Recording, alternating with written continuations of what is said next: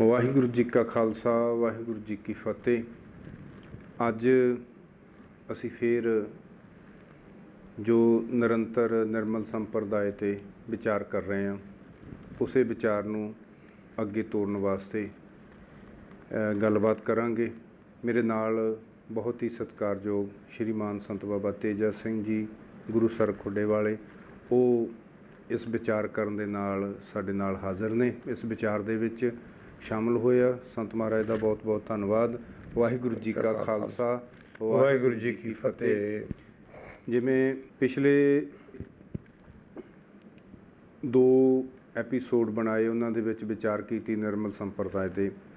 ਅੱਜ ਵੀ ਨਿਰਮਲ ਸੰਪਰਦਾਇ 'ਤੇ ਹੀ ਵਿਚਾਰ ਕੀਤੀ ਜਾਵੇਗੀ। ਜਿਸ ਤਰ੍ਹਾਂ ਪਿਛਲੇ ਟਾਈਮ ਦੇ ਵਿੱਚ ਨਿਰਮਲ ਸੰਪਰਦਾ ਦੀ ਆਰੰਭਤਾ ਦੇ ਨਾਲ ਸਮਾਜ ਦੇ ਵਿੱਚ ਗੁਰੂ ਕਾਲ ਦਸਮ ਪਾਤਸ਼ਾਹ ਗੁਰੂ ਗੋਬਿੰਦ ਸਿੰਘ ਮਹਾਰਾਜ ਤੋਂ ਲੈ ਕੇ ਜਿੰਨਾ ਵੀ ਸਮਾਂ ਸੀ ਬਾਅਦ ਦਾ, ਉਸ ਤੋਂ ਬਾਅਦ ਉਹ ਸਾਰੀ ਵਿਚਾਰ ਕੀਤੀ। ਅੱਜ ਅਸੀਂ ਰੱਖਾਂਗੇ ਗੱਲਬਾਤ ਦਾ ਮੁੱਖ ਵਿਸ਼ਾ ਸ਼੍ਰੀ ਨਿਰਮਲ ਪੰਚਾਇਤੀ ਅਖਾੜਾ। ਉਸ ਦੀ ਹੋਂਦ ਕਿਵੇਂ ਬਣੀ, ਉਸ ਦੀ ਸਥਾਪਨਾ ਕਿਵੇਂ ਹੋਈ, ਅਤੇ ਉਹਦੇ ਵਿੱਚ ਜੋ ਇੱਕ ਮੇਨ ਬਹੁਤ ਹੀ ਸਤਿਕਾਰਯੋਗ ਅਹੁਦਾ ਹੈ ਸ਼੍ਰੀ ਮਹੰਤ ਸਾਹਿਬ ਜੀ ਦਾ, ਉਹ ਉਸ ਨੂੰ ਕਿਵੇਂ ਸਾਰਿਆਂ ਨੇ ਚੁਣਿਆ, ਭੀਖ ਨੇ ਚੁਣਿਆ ਔਰ ਸਮਾਜ ਨੇ ਚੁਣਿਆ, ਉਹਦੇ ਬਾਰੇ ਗੱਲ ਕਰਾਂਗੇ। ਅਤੇ ਇਸ ਦੀ ਆਰੰਭਤਾ ਸੰਤ ਮਹਾਰਾਜ ਤੋਂ ਕਰਦੇ ਹਾਂ ਕਿ ਜਿਹੜਾ ਸ਼੍ਰੀ ਨਿਰਮਲ ਪੰਚਾਇਤੀ ਅਖਾੜਾ, ਉਸ ਬਾਰੇ ਆਪ ਜੀ ਦੱਸੋ ਵੀ ਉਹ 1860 ਦੇ ਵਿੱਚ ਸਥਾਪਨਾ ਹੋਈ ਹੈ।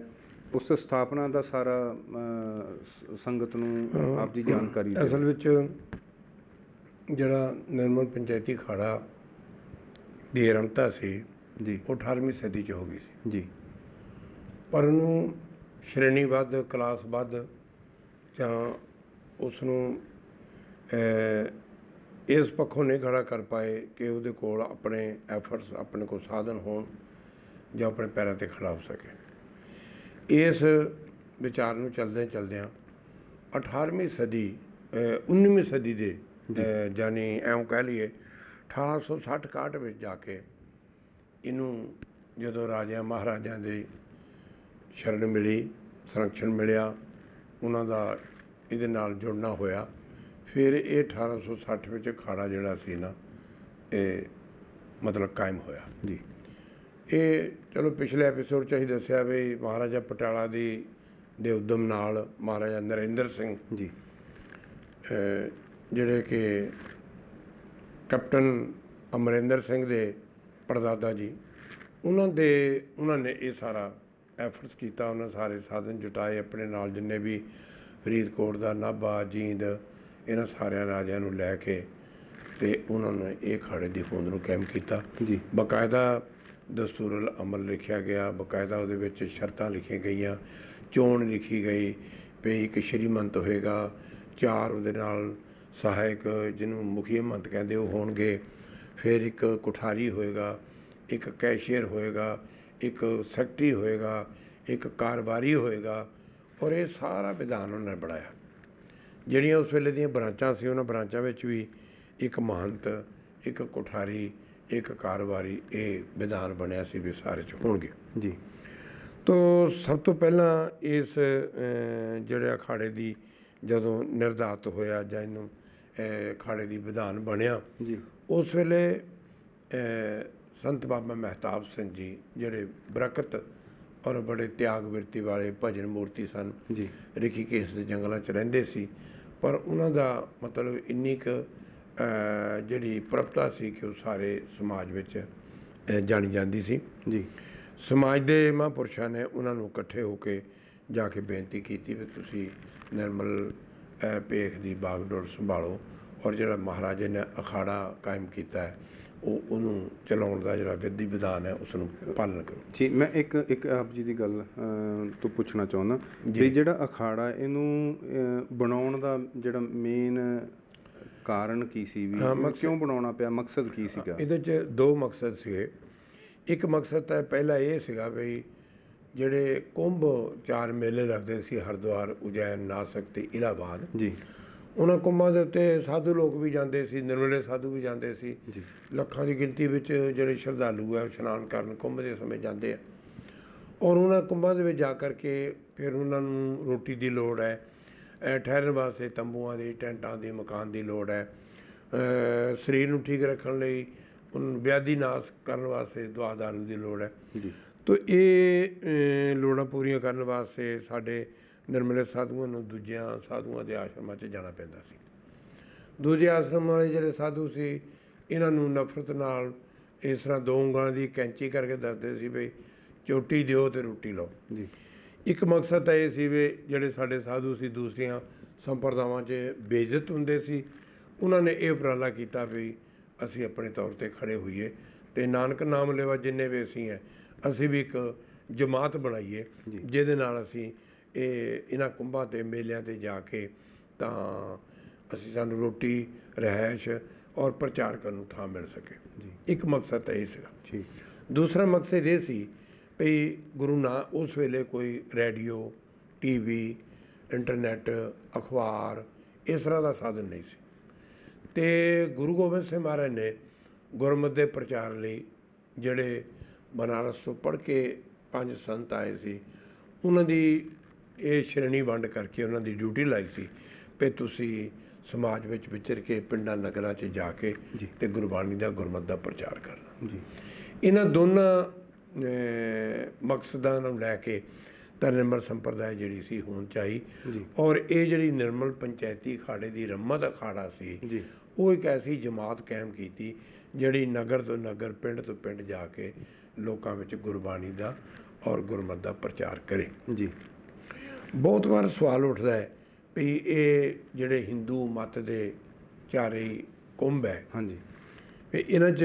ਨਿਰਮਲੇ ਸੰਤ ਜਿਹੜੇ ਸਿੱਖ ਸਮਾਜ ਨਾਲ ਸੰਬੰਧ ਰੱਖਦੇ ਨੇ, ਜੀ ਸਿੱਖ ਸਮਾਜ ਦੀ ਵਿਦਵਾਨ ਸ਼੍ਰੇਣੀ ਹੈ, ਜੀ ਵੀ ਇਹ ਹਿੰਦੂ ਮੱਤ ਦੇ ਦੂਸਰੇ ਸਥਾਨਾਂ 'ਚ ਕਿਉਂ ਜਾਂਦੇ? ਹਾਂ ਵੀ ਕੁੰਭਾਂ 'ਤੇ ਕਿਉਂ ਜਾਂਦੇ? ਜੀ ਮੈਨੂੰ ਯਾਦ ਹੈ ਨਾਸਿਕ ਦੇ ਕੁੰਭ ਵਿੱਚ ਅਸੀਂ ਮਹੰਤ ਰਵੇਲ ਸਿੰਘ ਜੀ ਦੇ ਦਾਸ ਤੇ ਇੱਕ ਸੇਵਕ ਅਸੀਂ ਜਾ ਰਹੇ ਸੀ, ਬਾਈ ਏਅਰ ਬੰਬਈ ਪੁੱਜੇ। ਜੀ ਸਵੇਰ ਨੂੰ ਇੱਕ ਘਰ ਵਿੱਚ ਰੋਟੀ ਖਾਣ ਵਾਸਤੇ ਪ੍ਰਸ਼ਾਦੇ ਲਈ ਸਾਨੂੰ ਬੁਲਾਇਆ। ਜੀ ਜਦੋਂ ਪ੍ਰਸ਼ਾਦਾ ਛਕਣ ਲੱਗੇ, ਇੱਕ ਉਹਨਾਂ ਦਾ ਲੜਕਾ, ਉਹ ਥੋੜ੍ਹਾ ਤੇਜ਼ ਤਰਾਰ ਸੀ, ਉਹ ਮੈਨੂੰ ਕਹਿਣ ਲੱਗਾ ਵੀ ਤੁਸੀਂ ਇਹਨਾਂ ਹਿੰਦੂ ਮੱਤ ਦੇ ਕੁੰਭਾਂ ਵਿੱਚ ਕਿਉਂ ਜਾਂਦੇ ਹੋ? ਜੀ ਅਤੇ ਮੈਂ ਉਹਨੂੰ ਕਿਹਾ ਚਲੋ ਪ੍ਰਸ਼ਾਦਾ ਛਕ ਕੇ ਤੁਹਾਨੂੰ ਜਵਾਬ ਦੇਣਾ। ਮੈਂ ਬਾਅਦ 'ਚ ਉਹਨੂੰ ਕਿਹਾ ਵੀ ਸਿੰਘਾ ਹੁਣ ਪ੍ਰਸ਼ਨ ਕਰ ਉਹਨੇ ਕੀਤਾ।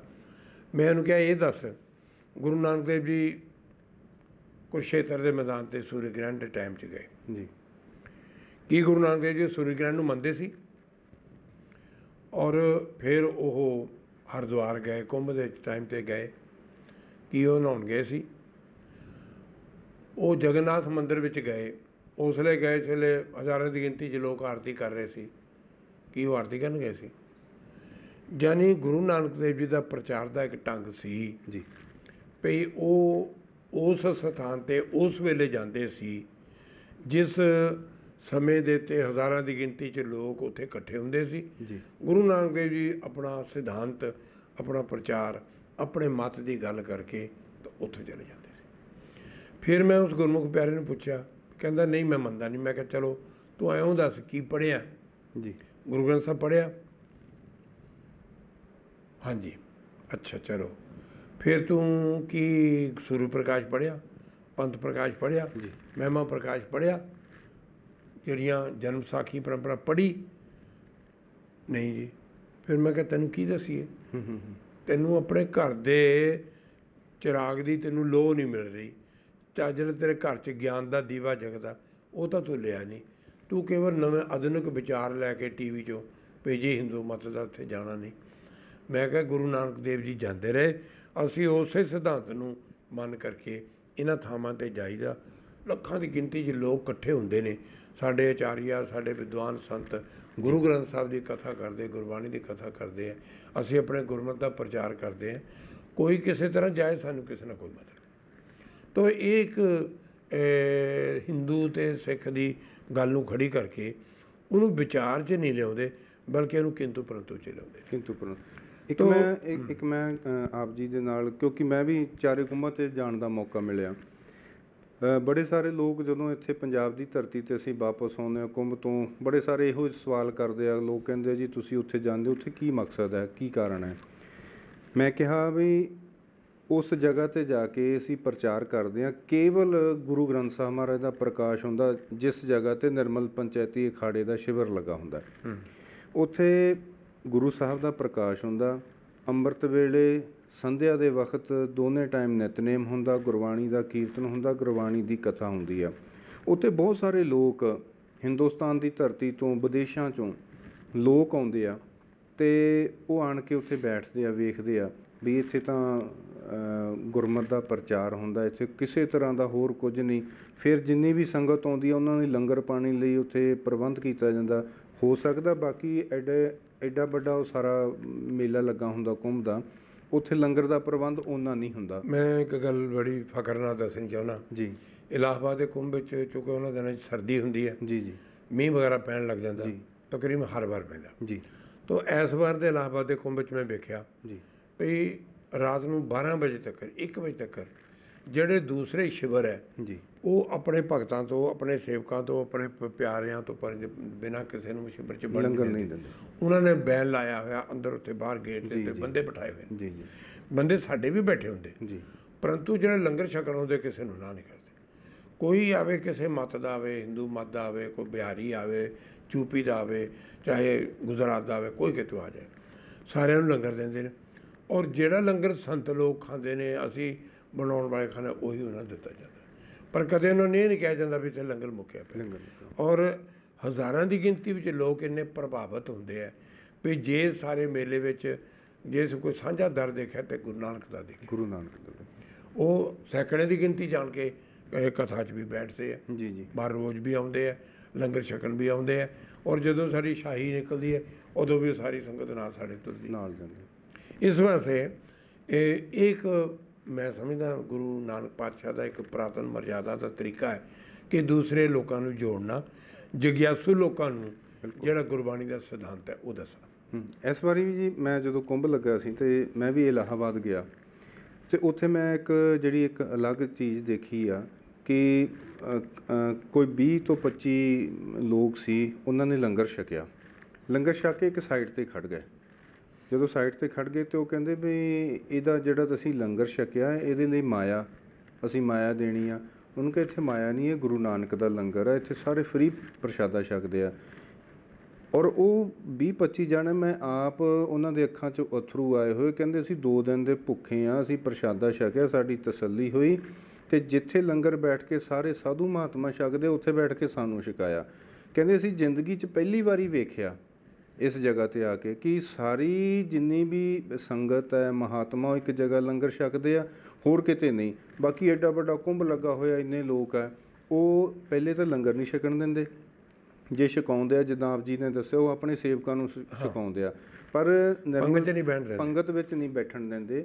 ਨਿਰਮਲ ਪੰਚਾਇਤੀ ਅਖਾੜੇ ਦੇ ਵਿੱਚ ਜਦੋਂ ਕੁੰਭ ਲੱਗਦੇ ਆ ਉੱਥੇ ਕਿਸੇ ਤਰ੍ਹਾਂ ਦੀ ਰੋਕ ਟੋਕ ਨਹੀਂ ਹੁੰਦੀ, ਜਾਤੀ ਇਲਾਕਾ ਕੁਛ ਨਹੀਂ, ਜਾਂ ਕਿਸੇ ਜਾਤ ਕਰਕੇ ਜਾਂ ਇਲਾਕੇ ਕਰਕੇ ਕੋਈ ਭਿੰਨ ਭੇਦ ਨਹੀਂ। ਉੱਥੇ ਕੇਵਲ ਗੁਰੂ ਨਾਨਕ ਪਾਤਸ਼ਾਹ ਦਾ ਲੰਗਰ ਆ, ਤੁਸੀਂ ਆਓ ਛਕੋ। ਔਰ ਮੈਂ ਉਸ ਮੌਕੇ 'ਤੇ ਬੜੇ ਸਾਰੇ ਪਰਿਵਾਰਾਂ ਨੂੰ ਦੇਖਿਆ, ਬਹੁਤ ਪ੍ਰਭਾਵਿਤ ਹੋਏ।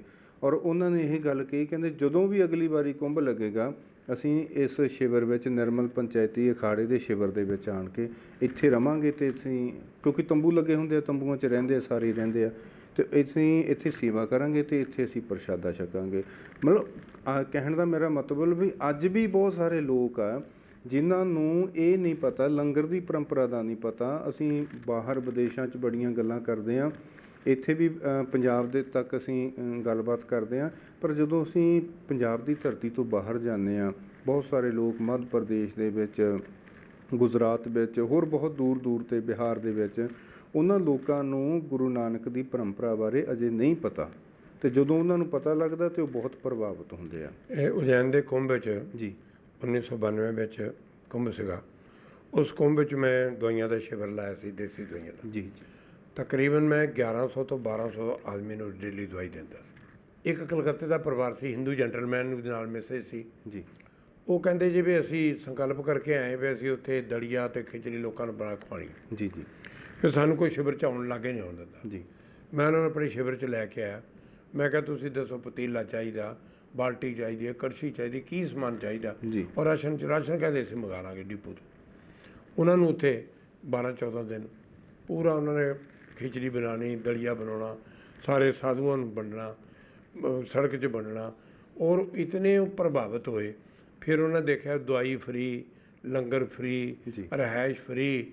ਉਹ ਕਹਿੰਦੇ ਗੁਰੂ ਨਾਨਕ ਦਾ ਤਾਂ ਘਰ ਹੀ ਇੱਦਾਂ ਦਾ ਜ਼ਬਰਦਸਤ ਹੈ ਵੀ ਇੱਥੇ ਜਿਹੜਾ ਵੀ ਆਏਗਾ ਉਹ ਇੱਕਦਮ ਉਹਦਾ ਮਤੀ ਹੋ ਜਾਏਗਾ, ਜੀ ਯਾਨੀ ਉੱਥੇ ਦੇ ਸਿਧਾਂਤ ਦੇਖ ਕੇ। ਇਹ ਨਿਰਮਲ ਸੰਪਰਦਾਇ ਦਾ ਸਿਰਫ ਦੂਸਰਾ ਜਿਹੜਾ ਪ੍ਰਚਾਰ ਦਾ ਢੰਗ ਹੈ ਜੀ ਉਹ ਦੂਸਰਿਆਂ ਨਾਲੋਂ ਵਿਲੱਖਣ ਹੈ। ਇੱਕ ਜਿਸ ਤਰ੍ਹਾਂ ਹੁਣ ਉਦਾਸੀ ਮਤ ਵਾਲਿਆਂ ਨੇ ਜਿਹੜਾ ਨਾਗੇ ਸੀ ਬੰਦ ਕਰ ਦਿੱਤੇ, ਜੀ ਜੀ ਨਹੀਂ ਤਾਂ ਅਲਫ ਨੰਗੇ ਨੌਜਵਾਨ ਲੜਕੀਆਂ, ਨੌਜਵਾਨ ਬੰਦੇ ਨਹੀਂ ਰਹਿੰਦੇ ਜਾ ਸਕਦੇ। ਔਰ ਦੂਸਰੇ ਉਨ ਸੰਨਿਆਸੀਆਂ 'ਚ ਵੀ ਨਾਗੇ ਹੈਗੇ ਆ, ਜਿਹੜੇ ਦਿਗੰਬਰ ਹੈ, ਜੈਨੀਆਂ 'ਚ ਵੀ ਹੈ। ਜੀ ਜੀ ਪਰ ਇਹ ਜਦੋਂ ਨਿਰਮਲ ਸੰਪਰਦਾਇ ਦੇ ਪੂਰੇ ਬਸਤਰ ਵਗੈਰਾ ਪਾ ਕੇ ਗੁਰੂ ਗ੍ਰੰਥ ਸਾਹਿਬ ਦੀ ਸ਼ਰਨ ਵਿੱਚ ਲੈ ਕੇ ਇਸ਼ਨਾਨ ਕਰਨ ਜਾਂਦੇ ਸ਼ਾਹੀ ਦੇ ਰੂਪ 'ਚ, ਜਿੰਨੇ ਮੈਂ ਦੇਖਿਆ ਨਾ DGP ਜਾਂ ਮੈਜਿਸਟ੍ਰੇਟ, ਇਲਾਕਾ ਮੈਜਿਸਟ੍ਰੇਟ, IG, ਜਿਤਨੇ ਵੱਡੇ ਵੱਡੇ ਅਫਸਰਾਂ ਦੇ ਅਫਸਰ ਹੁੰਦੇ ਸੀ, ਉਹ ਆਣ ਕੇ ਇਹ ਗੱਲ ਕਹਿੰਦੇ ਵੀ ਬਾਬਾ ਜੀ ਆਹ ਤੁਹਾਡੇ ਬੱਚੇ ਹੈ, ਨਾਲ ਲੈ ਜਿਓ। ਉਹਨਾਂ ਦੀਆਂ ਬਹੂਆਂ, ਉਹਨਾਂ ਦੀਆਂ ਬੇਟੀਆਂ, ਉਹਨਾਂ ਦੇ ਘਰ ਵਾਲੀਆਂ, ਉਹ ਅਸੀਂ ਉਹਨੂੰ ਕਹਿਣਾ ਵੀ ਤੁਸੀਂ ਜਾਣਾ ਹੈ ਸ੍ਰੀ ਗੁਰੂ ਗ੍ਰੰਥ ਸਾਹਿਬ ਦੇ ਪਿੱਛੇ, ਤੁਸੀਂ ਸਤਨਾਮ ਵਾਹਿਗੁਰੂ ਵਾਹਿਗੁਰੂ ਕਰਦੇ ਚੱਲੋ, ਤੁਸੀਂ ਇਸ਼ਨਾਨ ਕਰਿਓ ਨਾਲ ਕੋਈ। ਹਾਂ, ਇੱਕ ਮਹਾਰਾਜ ਇਹ ਵੀ ਜ਼ਰੂਰ ਦੱਸ ਦਿਓ ਕਿ ਪੰਜ ਪਿਆਰਿਆਂ ਦੀ ਅਗਵਾਈ ਦੇ ਵਿੱਚ ਜਦੋਂ ਹਾਂ, ਉਹ ਜਿਹੜੀ ਇੱਕ ਪਰੰਪਰਾ ਆ ਜੀ, ਜਿਸ ਪਰੰਪਰਾ ਨੂੰ ਬਿਲਕੁਲ ਗੁਰਮਤ ਅਨੁਸਾਰ ਰੱਖਿਆ ਗਿਆ। ਜੀ ਜਦੋਂ ਵੀ ਉੱਥੋਂ ਇਹ ਸ਼ੋਭਾ ਯਾਤਰਾ ਜਾਂ ਨਗਰ ਕੀਰਤਨ ਜਾਂ ਪ੍ਰਵੇਸ਼ ਸ਼ਾਹੀ ਜਾਂ ਉਹਨੂੰ ਸ਼ਾਹੀ ਕਹਿੰਦੇ ਚੱਲਦੀ ਹੈ, ਜੀ ਤੇ ਪਹਿਲੇ ਪੰਜ ਪਿਆਰੇ ਹੁੰਦੇ ਨੇ, ਜੀ ਪੰਜ ਨਿਸ਼ਾਨਚੀ ਹੁੰਦੇ ਨੇ, ਜੀ ਨਾਲ ਸ੍ਰੀ ਗੁਰੂ ਗ੍ਰੰਥ ਸਾਹਿਬ ਦਾ ਸਰੂਪ, ਜੀ ਮੋਹਰੇ ਬੈਂਡ ਵੱਜਦਾ ਹੈ, ਉਹਦੇ ਪਿੱਛੇ ਸ੍ਰੀ ਗੁਰੂ ਨਾਨਕ ਦੇਵ ਮਹਾਰਾਜ ਜੀ ਪਾਲਕੀ 'ਚ ਉਹਨਾਂ ਦੀ ਫੋਟੋ, ਔਰ ਬਾਬਾ ਮਹਿਤਾਬ ਸਿੰਘ ਦੀ, ਗੁਰੂ ਗੋਬਿੰਦ ਸਿੰਘ ਮਹਾਰਾਜ ਦੀ ਤਰਤੀਬ ਆਈ, ਜੀ ਉਹਨਾਂ ਦੇ ਪਿੱਛੇ ਸ਼੍ਰੀਮੰਦ ਸਾਹਿਬ ਹੋਏਗਾ, ਜੀ ਸ਼੍ਰੀਮੰਦ ਦਾ ਰੱਥ ਹੋਏਗਾ, ਪਿੱਛੇ ਮਹੰਤਾਂ ਸੰਤਾਂ ਦੇ ਰੱਥ ਹੋਣਗੇ। ਜੀ ਬਾਕਾਇਦਾ ਗੁਰਮਤਿ ਦੇ ਉਸ ਪੰਜਾਂ ਪਿਆਰਿਆਂ ਦੀ ਅਗਵਾਈ 'ਚ ਸ੍ਰੀ ਗੁਰੂ ਗ੍ਰੰਥ ਸਾਹਿਬ ਦੀ ਛਤਰ ਛਾਇਆ ਹੇਠ ਇਹ ਸਾਰੇ ਦਾ ਸਾਰਾ ਜਿਹੜਾ ਪ੍ਰੋਗਰਾਮ ਕੀਤਾ ਜਾਂਦਾ। ਔਰ ਸ਼ਿਵਰ ਦੇ ਵਿੱਚ ਜਦੋਂ ਨਿਸ਼ਾਨ ਸਾਹਿਬ, ਹਾਂਜੀ, ਨਿਸ਼ਾਨ ਸਾਹਿਬ ਦਾ ਪਹਿਲੇ ਦਿਨ ਉੱਥੇ ਸਥਾਪਿਤ ਕੀਤਾ ਜਾਂਦਾ। ਜੀ ਜੀ ਚਲੋ ਹਿੰਦੂ ਮਤ ਨਾਲ ਕਹਿ ਲਓ, ਜਾਂ ਉਸ ਧਰਤੀ ਨੂੰ ਪਹਿਲੇ ਪੂਜਨ ਕੀਤਾ ਜਾਂਦਾ, ਸਫਾਈ ਕੀਤੀ ਜਾਂਦੀ ਹੈ, ਜੀ ਜੀ ਫਿਰ ਉੱਥੇ ਨਿਸ਼ਾਨ ਸਾਹਿਬ ਰੱਖਿਆ ਜਾਂਦਾ। ਜੀ ਕੜਾ ਪ੍ਰਸ਼ਾਦ ਕਰਕੇ, ਅਰਦਾਸ ਕਰਕੇ ਨਿਸ਼ਾਨ ਸਾਹਿਬ ਚਲਾਇਆ ਜਾਂਦਾ। ਔਰ ਲਾਸਟ ਵਿੱਚ ਜਦੋਂ ਸ਼ਿਵਰ ਖਤਮ ਹੋ ਜਾਂਦਾ, ਕੁੰਭ ਖਤਮ ਹੋ ਜਾਂਦਾ, ਪ੍ਰਸ਼ਾਦ ਕਰਕੇ, ਅਰਦਾਸ ਕਰਕੇ, ਤਾਂ ਜਿਹੜਾ ਨਿਸ਼ਾਨ ਸਾਹਿਬ ਹੈ ਉਹ ਚੁੱਕ ਕੇ ਅਸੀਂ ਆਪਣੇ ਆਸ਼ਰਮ 'ਚ ਲਿਆਉਣੇ। ਜੀ ਔਰ ਇੱਥੇ ਇੱਕ ਵੱਡੀ ਗੱਲ ਦੇਖਣ ਵਾਲੀ ਹੈ, ਜੀ ਬਹੁਤ ਗੁਰਦੁਆਰੇ ਹੈ ਹਿੰਦੁਸਤਾਨ 'ਚ ਵੀ, ਪੰਜਾਬ 'ਚ ਵੀ, ਬਾਹਰ ਵਿਦੇਸ਼ਾਂ 'ਚ ਵੀ, ਜੀ ਜੀ ਨਿਸ਼ਾਨ ਸਾਹਿਬ ਲੋਕ ਚੜਾਉਂਦੇ ਨੇ, ਜੀ 6 ਮਹੀਨੇ ਚੜਾਉਂਦੇ, ਵਿਸਾਖੀ ਨੂੰ ਚੜਾਉਂਦੇ, ਸਾਲ ਦਾ ਕੋਈ ਚੜਾਉਂਦੇ। ਪਰ ਜਦੋਂ ਨਿਰਮਲੇ ਮਹਾਂਪੁਰਸ਼, ਤਾਂ ਇਹਨੂੰ ਧਜਾਰੋਹਣ ਕਹਿੰਦੇ ਆ, ਜੀ ਯਾਨੀ ਜਿੱਥੇ ਹਰ ਭੇਖ ਦੀ ਧਜਾ ਹੈ, ਉੱਥੇ ਸਾਡੀ ਨਿਰਮਲਿਆਂ ਦੀ ਇਹ ਜਿਹੜਾ ਨਿਸ਼ਾਨ ਸਾਹਿਬ ਹੈ ਇਹ ਧਜਾ ਹੈ। ਜੀ ਜਦੋਂ ਅਸੀਂ ਇਹਦੀ ਸਥਾਪਨਾ ਕਰਦੇ ਹਾਂ, ਹਰ ਨਿਰਮਲਾ ਸੰਤ ਆਪਣੀ ਵਿੱਤੀ ਤਾਕਤ ਦੇ ਮੁਤਾਬਕ, ਕੋਈ 5000, ਕੋਈ 10000, ਕੋਈ 500, ਕੋਈ 1500, ਕੋਈ 25000, 31000, 50000, ਲੱਖ ਰੁਪਇਆ ਉਹ ਪੂਜਾ ਕਰਦੇ। ਜੀ ਜੀ ਇਹ ਪਰੰਪਰਾ ਸਿਰਫ ਨਿਰਮਲਿਆਂ ਦੀ ਹੈ। ਔਰ ਮੈਨੂੰ ਸਮਾਂ ਮਿਲਿਆ ਇਸ ਦੂਸਰੇ ਨੂੰ ਮਾਇਆ ਲਿਖਣ ਦਾ, ਜੀ। ਇਕੱਠੀ ਕਰਨ ਦਾ, ਤੋ 11 ਲੱਖ ਰੁਪਈਆ ਜਿਹੜਾ ਸੀ ਉਹ ਧਜਾ ਦੀ ਪੂਜਾ ਹੁੰਦੀ ਹੈ, ਨਿਸ਼ਾਨ ਸਾਹਿਬ ਦੀ ਪੂਜਾ ਹੁੰਦੀ ਹੈ। ਹੋਰ ਸਿੱਖ ਪਰੰਪਰਾ 'ਚ ਕਿਤੇ ਨਿਸ਼ਾਨ ਸਾਹਿਬ ਦੀ ਪੂਜਾ ਨਹੀਂ, ਜੀ ਜੀ ਇੰਨਾ ਸਤਿਕਾਰ ਕਿਤੇ ਨਹੀਂ ਹੈਗਾ।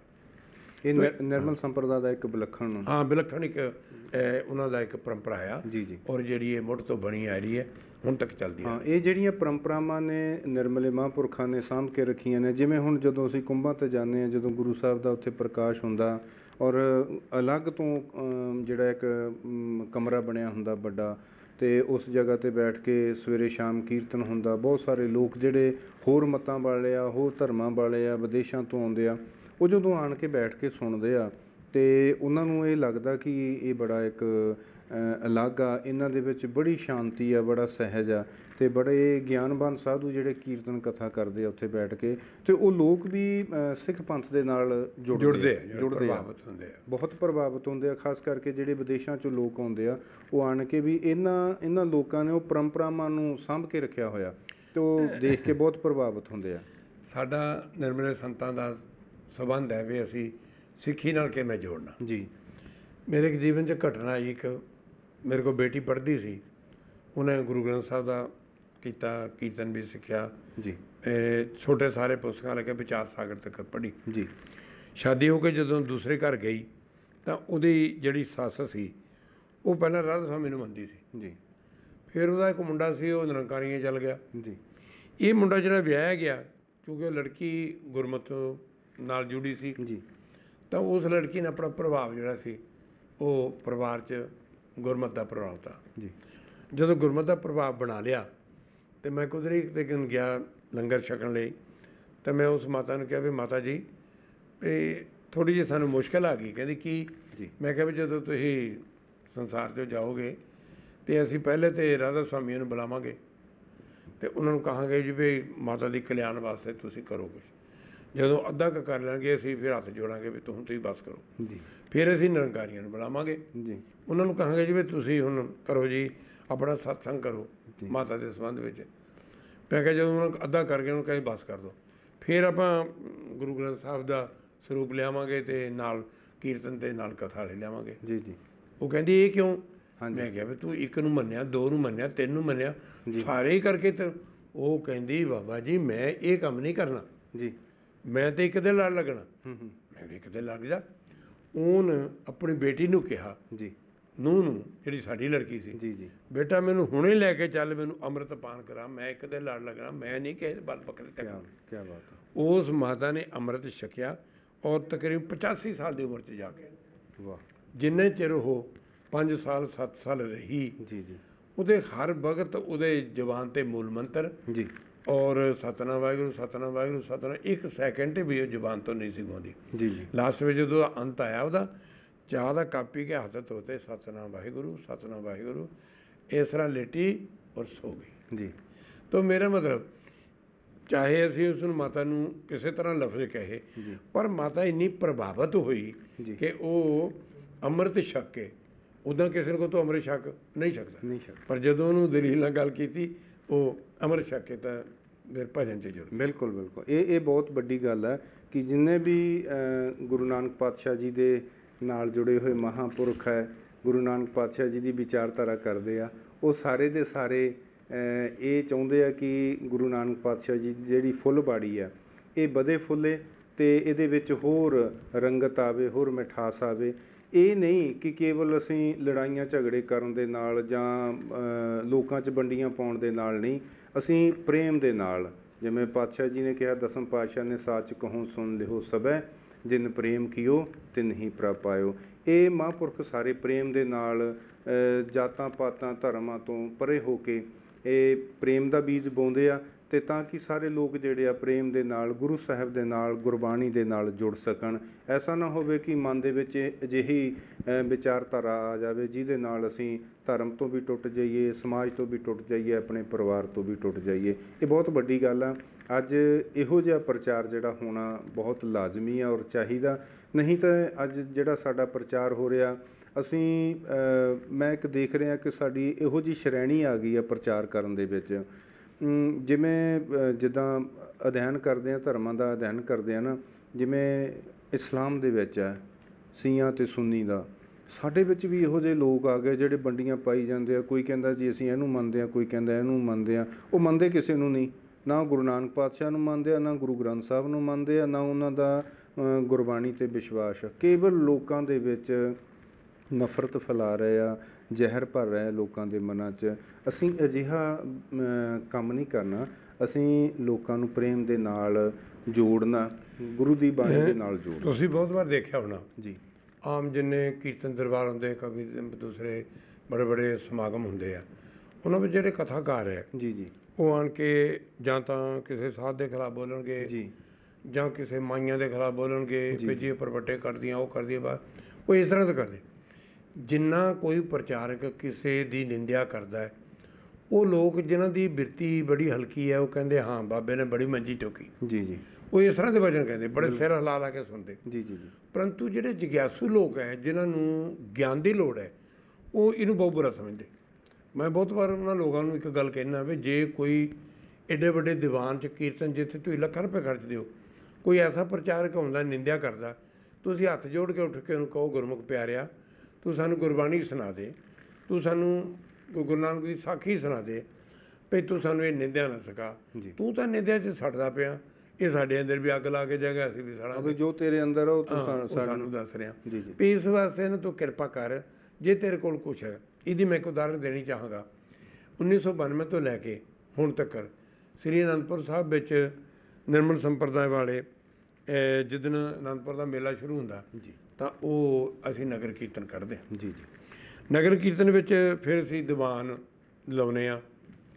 3 ਦਿਨ ਸਾਡਾ ਦੀਵਾਨ ਚੱਲਦਾ ਹੈ। ਜੀ ਉਸ ਦੀਵਾਨ ਵਿੱਚ ਉਦੋਂ ਤੋਂ 92 ਤੋਂ ਲੈ ਕੇ ਹੁਣ ਤੱਕ ਸਾਡੀ ਸਟੇਜ ਦੇ ਉੱਤੇ ਕਦੇ ਕਿਸੇ ਨੇ ਕਿਸੇ ਮੱਤ ਦੇ, ਕਿਸੇ ਆਦਮੀ ਦੇ, ਕਿਸੇ ਧਰਮ ਦੇ, ਕਿਸੇ ਸਰਕਾਰ ਦੇ, ਕਿਸੇ ਸੁਸਾਇਟੀ ਦੇ ਖਿਲਾਫ ਨਹੀਂ ਬੋਲਿਆ, ਨਾ ਅਸੀਂ ਬੋਲਣ ਦਿੰਦੇ ਹਾਂ। ਜੀ ਯਾਨੀ ਜੇ ਉਹਨੂੰ ਕਹੀਦਾ ਜੇ ਤੈਨੂੰ ਕੁਛ ਨਹੀਂ ਹੁੰਦਾ, ਤੂੰ ਸਾਨੂੰ ਨਾ ਜਪਜੀ ਸਾਹਿਬ ਦੀਆਂ 5 ਪੌੜੀਆਂ ਸੁਣਾ ਦੇ, ਆਨੰਦ ਸਾਹਿਬ ਦੀਆਂ ਪੌੜੀਆਂ 5 ਸੁਣਾ ਦੇ, ਮੂਲ ਮੰਤਰੀ ਸਾਨੂੰ 10 ਵਾਰੀ ਬੋਲ ਕੇ ਸੁਣਾ ਦੇ, ਪਰ ਨਿੰਦਿਆ ਨਹੀਂ ਕਿਸੇ ਦੀ ਕਰਨੀ। ਜੀ ਜੀ ਗੁਰੂ ਸਾਹਿਬ ਕਹਿੰਦੇ ਨਿੰਦਾ ਭਲੀ ਕਿਸੇ ਕੇ ਨਾ ਹੀ ਮਨਮੁਖ ਮੁਗਧ ਕਰਨ, ਪਰ ਇੱਥੇ ਤਾਂ ਸਾਰੇ ਮਨਮੁਖ ਮੁਗਧ ਕਰੀ ਜਾਂਦੇ, ਨਿੰਦਿਆ ਕੋਈ ਆਪਣੇ ਡਾਟਦਾ ਹੀ ਨਹੀਂ। ਸਿੱਖ ਹੋ ਕੇ ਕਰ ਰਹੇ ਆ, ਸੁਣ ਰਹੇ ਆ, ਫਿਰ ਗੁਰੂ ਗ੍ਰੰਥ ਸਾਹਿਬ ਦੇ ਸਾਹਮਣੇ ਕਰਦੇ। ਸਾਹਮਣੇ ਕਰਦੇ, ਫਿਰ ਅਸੀਂ ਕਹਿ ਰਹੇ ਹਾਂ ਗੁਰੂ ਗ੍ਰੰਥ ਸਾਹਿਬ ਨੂੰ ਮੰਨਦੇ। ਜੇ ਗੁਰੂ ਗ੍ਰੰਥ ਸਾਹਿਬ ਨੂੰ ਮੰਨੀਏ, ਗੁਰੂ ਗ੍ਰੰਥ ਸਾਹਿਬ ਵਾਰ-ਵਾਰ ਕਹਿ ਰਿਹਾ ਨਿੰਦਕ ਜਨ ਬਹੁਤ ਮਾੜਾ ਹੈ। ਜੀ ਜੀ ਮੈਂ ਇੱਕ ਗੱਲ ਹੋਰ ਵੀ ਪਿੱਛੇ ਜੋ ਦੁਹਰਾਉਣਾ ਚਾਹੁੰਦਾ ਵੀ ਜਿੱਦਾਂ ਅਸੀਂ ਕਹਿੰਦੇ ਵੀ ਕੁੰਭਾਂ ਦੇ ਉੱਤੇ ਜਦੋਂ ਨਗਰ ਕੀਰਤਨ ਜਾਂਦੇ ਆ ਜਾਂ ਸਾਈਆਂ ਜਾਂਦੀਆਂ ਨੇ ਜੀ ਜੀ ਤਾਂ ਉਹਨਾਂ ਵਿੱਚ ਬਹੁਤ ਸਾਰੇ ਨਿਰਵਸਤਰ ਬੰਦੇ ਹੁੰਦੇ ਆ। ਜੀ ਇੱਕ ਜਿੱਥੇ ਚੌਥਾ ਕੁੰਭ ਲੱਗਦਾ ਹੈ ਨਾਸਿਕ ਵਿੱਚ, ਜੀ ਉੱਥੇ ਜਿਹੜਾ ਧਰਮਬੇਸ਼ਵਰ ਦਾ ਮੰਦਿਰ ਹੈ, ਉੱਥੇ ਹਰ ਬੰਦਾ ਜਿਹੜਾ ਨਾ ਅਣਸੀਤਾ ਕੱਪੜਾ ਇੱਕ ਧੋਤੀ ਵਿੱਚ ਜਾਏਗਾ ਜਾਂ ਪਰਨੇ 'ਚ ਜਾਏਗਾ, ਬਾਕੀ ਨਹੀਂ ਜਾਏਗਾ। ਜੀ ਪਰ ਉੱਥੇ ਇੱਕ ਸਭ ਤੋਂ ਵੱਡੀ ਵਿਸ਼ੇਸ਼ ਗੱਲ ਹੈ, ਇਹ ਸ਼ਾਇਦ ਕਾਫੀ ਯਾਨੀ 19ਵੀਂ ਸਦੀ ਦੀ ਹੈ। ਜੀ ਜਦੋਂ ਨਿਰਮਲੇ ਸੰਤ ਮਹਾਂਪੁਰਸ਼ ਉੱਥੇ ਗਏ ਕੁੰਭ 'ਤੇ ਜੀ ਤਾਂ ਉੱਥੇ ਦੇ ਪੰਡਿਆਂ ਨੇ ਇਹ ਕਿਹਾ ਵੀ ਤੁਸੀਂ ਮੰਦਿਰ 'ਚ ਮੰਦਰ ਪਾਉਣ ਤੁਸੀਂ ਨਹੀਂ ਜਾ ਸਕਦੇ। ਜੀ ਕਹਿਣ ਲੱਗੇ ਕਿਉਂ? ਕਹਿੰਦੇ ਤੁਸੀਂ ਤਾਂ ਹਲਵਾਗ ਬੰਦੇ ਇਕੱਠੇ ਹੋਏ ਹੋ, ਇਹ ਸਾਧੂ ਲੋਕ ਜਾ ਸਕਦੇ। ਜੀ ਜੀ ਫਿਰ ਮਹਾਰਾਜਾ ਬੜੌਦਾ ਆਇਆ ਔਰ ਉੱਥੇ ਨਾਸਿਕ ਵਿੱਚ 3 ਦਿਨ ਸ਼ਬਦਾਰਥ ਹੋਇਆ, ਜੀ ਬਹਿਸ ਵਾਸਾ ਹੋਇਆ। ਬਹੁਤ ਸੰਸਕ੍ਰਿਤ ਦੇ ਗ੍ਰੰਥਾਂ 'ਚ, ਬਾਕੀ ਜਿੰਨੇ ਵੀ ਧਾਰਮਿਕ ਗ੍ਰੰਥ ਉਹਨਾਂ ਬਾਰੇ ਬਹੁਤ ਸਾਰੀ ਚਰਚਾ ਹੋਈ। ਜੀ ਤੋ ਨਿਰਮਲੇ ਮਹਾਂਪੁਰਸ਼ਾਂ ਨੇ ਇੱਕ ਮਹਾਂਪੁਰਸ਼ ਨੂੰ ਚੁਣਿਆ ਕਿ ਤੁਸੀਂ ਜਿਹੜਾ ਤੁਹਾਨੂੰ ਸਾਰਿਆਂ 'ਚੋਂ ਕਮਜ਼ੋਰ ਲੱਗਦਾ ਹੈ, ਜੀ ਜਿਹੜਾ ਸਾਰੇ ਤੁਸੀਂ ਸਮਝਦੇ ਹੋ ਕਿ ਇਹ ਬੰਦਾ ਸਾਡੇ ਨਾਲ ਕਰੇ ਵਿਵਾਦ, ਤੁਹਾਡਾ ਕਰੇਗਾ। ਜੀ ਜੀ ਤਾਂ ਰਿਜ਼ਲਟ ਕੀ ਹੋਇਆ ਕਿ ਉਸ ਸੰਤ ਨੇ ਜਦੋਂ ਵਿਵਾਦ ਕੀਤਾ, ਧਾਰਾਵਾਹਿਕ ਸੰਸਕ੍ਰਿਤ ਬੋਲੀ, ਤਾਂ ਉਹਨਾਂ ਪੰਡਿਆਂ ਨੂੰ ਹਰਾ ਦਿੱਤਾ। ਜੀ ਅੱਜ ਵੀ ਉਸ ਮੰਦਿਰ ਵਿੱਚ ਇੱਕ ਲਿਖਤ ਹੈ ਜੀ ਕਿ ਹੋਰ ਸਾਧੂ ਤਾਂ ਭਾਵੇਂ ਲੰਘੇ ਜਾਣ, ਪਰੰਤੂ ਨਿਰਮਲਾ ਸੰਤ ਜਿਸ ਤਰੀਕੇ ਨਾਲ ਜਾਣਾ ਚਾਹੇ, ਕੱਪੜੇ ਪਾ ਕੇ ਜਾਣਾ ਚਾਹੇ, ਕੱਪੜੇ ਲਾ ਕੇ ਜਾਣਾ ਚਾਹੇ, ਇਹਦੇ ਤੇ ਕੋਈ ਵਿਵਾਦ ਨਹੀਂ। ਵੀ ਨਿਰਮਲਿਆਂ ਨੂੰ ਛੋਟ ਹੈ। ਨਿਰਮਲ ਛੋਟਾ ਠੀਕ ਹੈ। ਨਹੀਂ, ਇਹ ਤਾਂ ਚਲੋ ਬਹੁਤ ਵਧੀਆ ਗੱਲ ਆ। ਬਸ। ਦੂਸਰਾ ਜਿਹੜੀ ਆਪਣੀ ਵਿਚਾਰ ਚੱਲ ਰਹੀ ਸੀ ਅਖਾੜੇ ਦੇ ਸੰਬੰਧ ਦੇ ਵਿੱਚ, ਹਾਂਜੀ, ਉਹ ਸਭ ਤੋਂ ਪਹਿਲਾਂ ਸੰਤ ਬਾਬਾ ਮਹਿਤਾਬ ਸਿੰਘ ਜੀ ਨੂੰ ਸਤਿਕਾਰ ਮਿਲਿਆ, ਉਹਨਾਂ ਨੂੰ ਪਦਵੀ ਮਿਲੀ। ਜੀ ਉਸ ਤੋਂ ਬਾਅਦ 10 ਮਹਾਂਪੁਰਸ਼ ਹੋਰ ਹੋਏ ਨੇ, ਪੰਡਤ ਰਾਮ ਸਿੰਘ ਜੀ ਕੁਬੇਰੀਏ ਔਰ ਪੰਡਤ ਸਾਧੂ ਸਿੰਘ ਜੀ, ਪੰਡਤ ਆਪਣੇ ਬਲਵੀਰ ਸਿੰਘ ਜੀ, ਪੰਡਤ ਸੁੱਚਾ ਸਿੰਘ ਜੀ। ਮਹਾਰਾਜ ਨੇ ਬਹੁਤ ਲੰਬਾ ਸਮਾਂ ਸੇਵਾ ਕੀਤੀ, ਲਗਭਗ 50 ਸਾਲ ਤੋਂ ਜ਼ਿਆਦਾ ਜੀ ਜੀ ਸ਼੍ਰੀਮੰਤ ਪਾਤੇ ਰਹੇ। ਫਿਰ ਉਸ ਤੋਂ ਬਾਅਦ ਪੰਡਤ ਬਲਵੀਰ ਸਿੰਘ ਜੀ ਆਏ, ਸ਼ਾਸਤਰੀ ਪੱਟਣ ਵਾਲੇ। ਜੀ ਜੀ ਹੁਣ ਇਸ ਸਮੇਂ ਇਸ ਵੇਲੇ ਸ਼੍ਰੀਮਾਨ ਸਤਿਕਾਰਯੋਗ ਸ਼੍ਰੀਮੰਤ ਪੰਡਤ ਗਿਆਨਦੇਵ ਸਿੰਘ ਜੀ ਮੌਜੂਦਾ ਮਹੰਤ ਨੇ ਜੀ, ਔਰ ਅਖਾੜੇ ਦੇ ਸੰਬੰਧ ਵਿੱਚ ਅਖਾੜਾ ਜਿਹੜਾ ਪਰੰਪਰਾਗਤ ਤਰੀਕੇ ਨਾਲ ਚੱਲ ਰਿਹਾ। ਜੀ ਜੀ ਇਹ ਠੀਕ ਹੈ।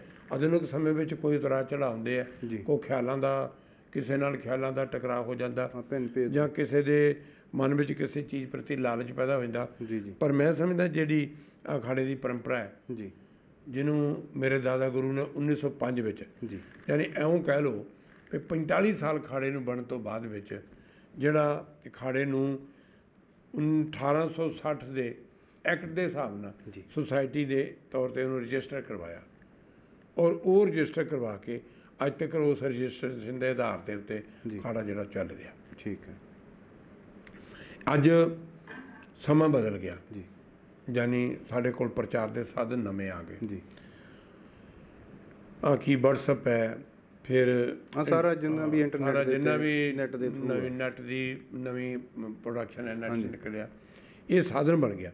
ਠੀਕ ਹੈ, 1992 ਵਿੱਚ ਜਿਹੜੇ ਸੀ ਸਾਡੀ ਰੰਮਤ ਜਿਹੜੀ ਪਿੰਡ ਤੋਂ ਪਿੰਡ ਜਾਂ ਨਗਰ ਤੋਂ ਨਗਰ ਜਾ ਕੇ ਕਰਦੀ ਸੀ ਪ੍ਰਚਾਰ, ਉਹ ਅਸੀਂ ਖੜੀ ਕਰਤੀ, ਰੋਕ ਦਿੱਤੀ ਹੈ ਜੀ। ਕਿਉਂਕਿ ਪ੍ਰਚਾਰ ਦੇ ਸਾਧਨ ਬਹੁਤ ਹੋ ਗਏ।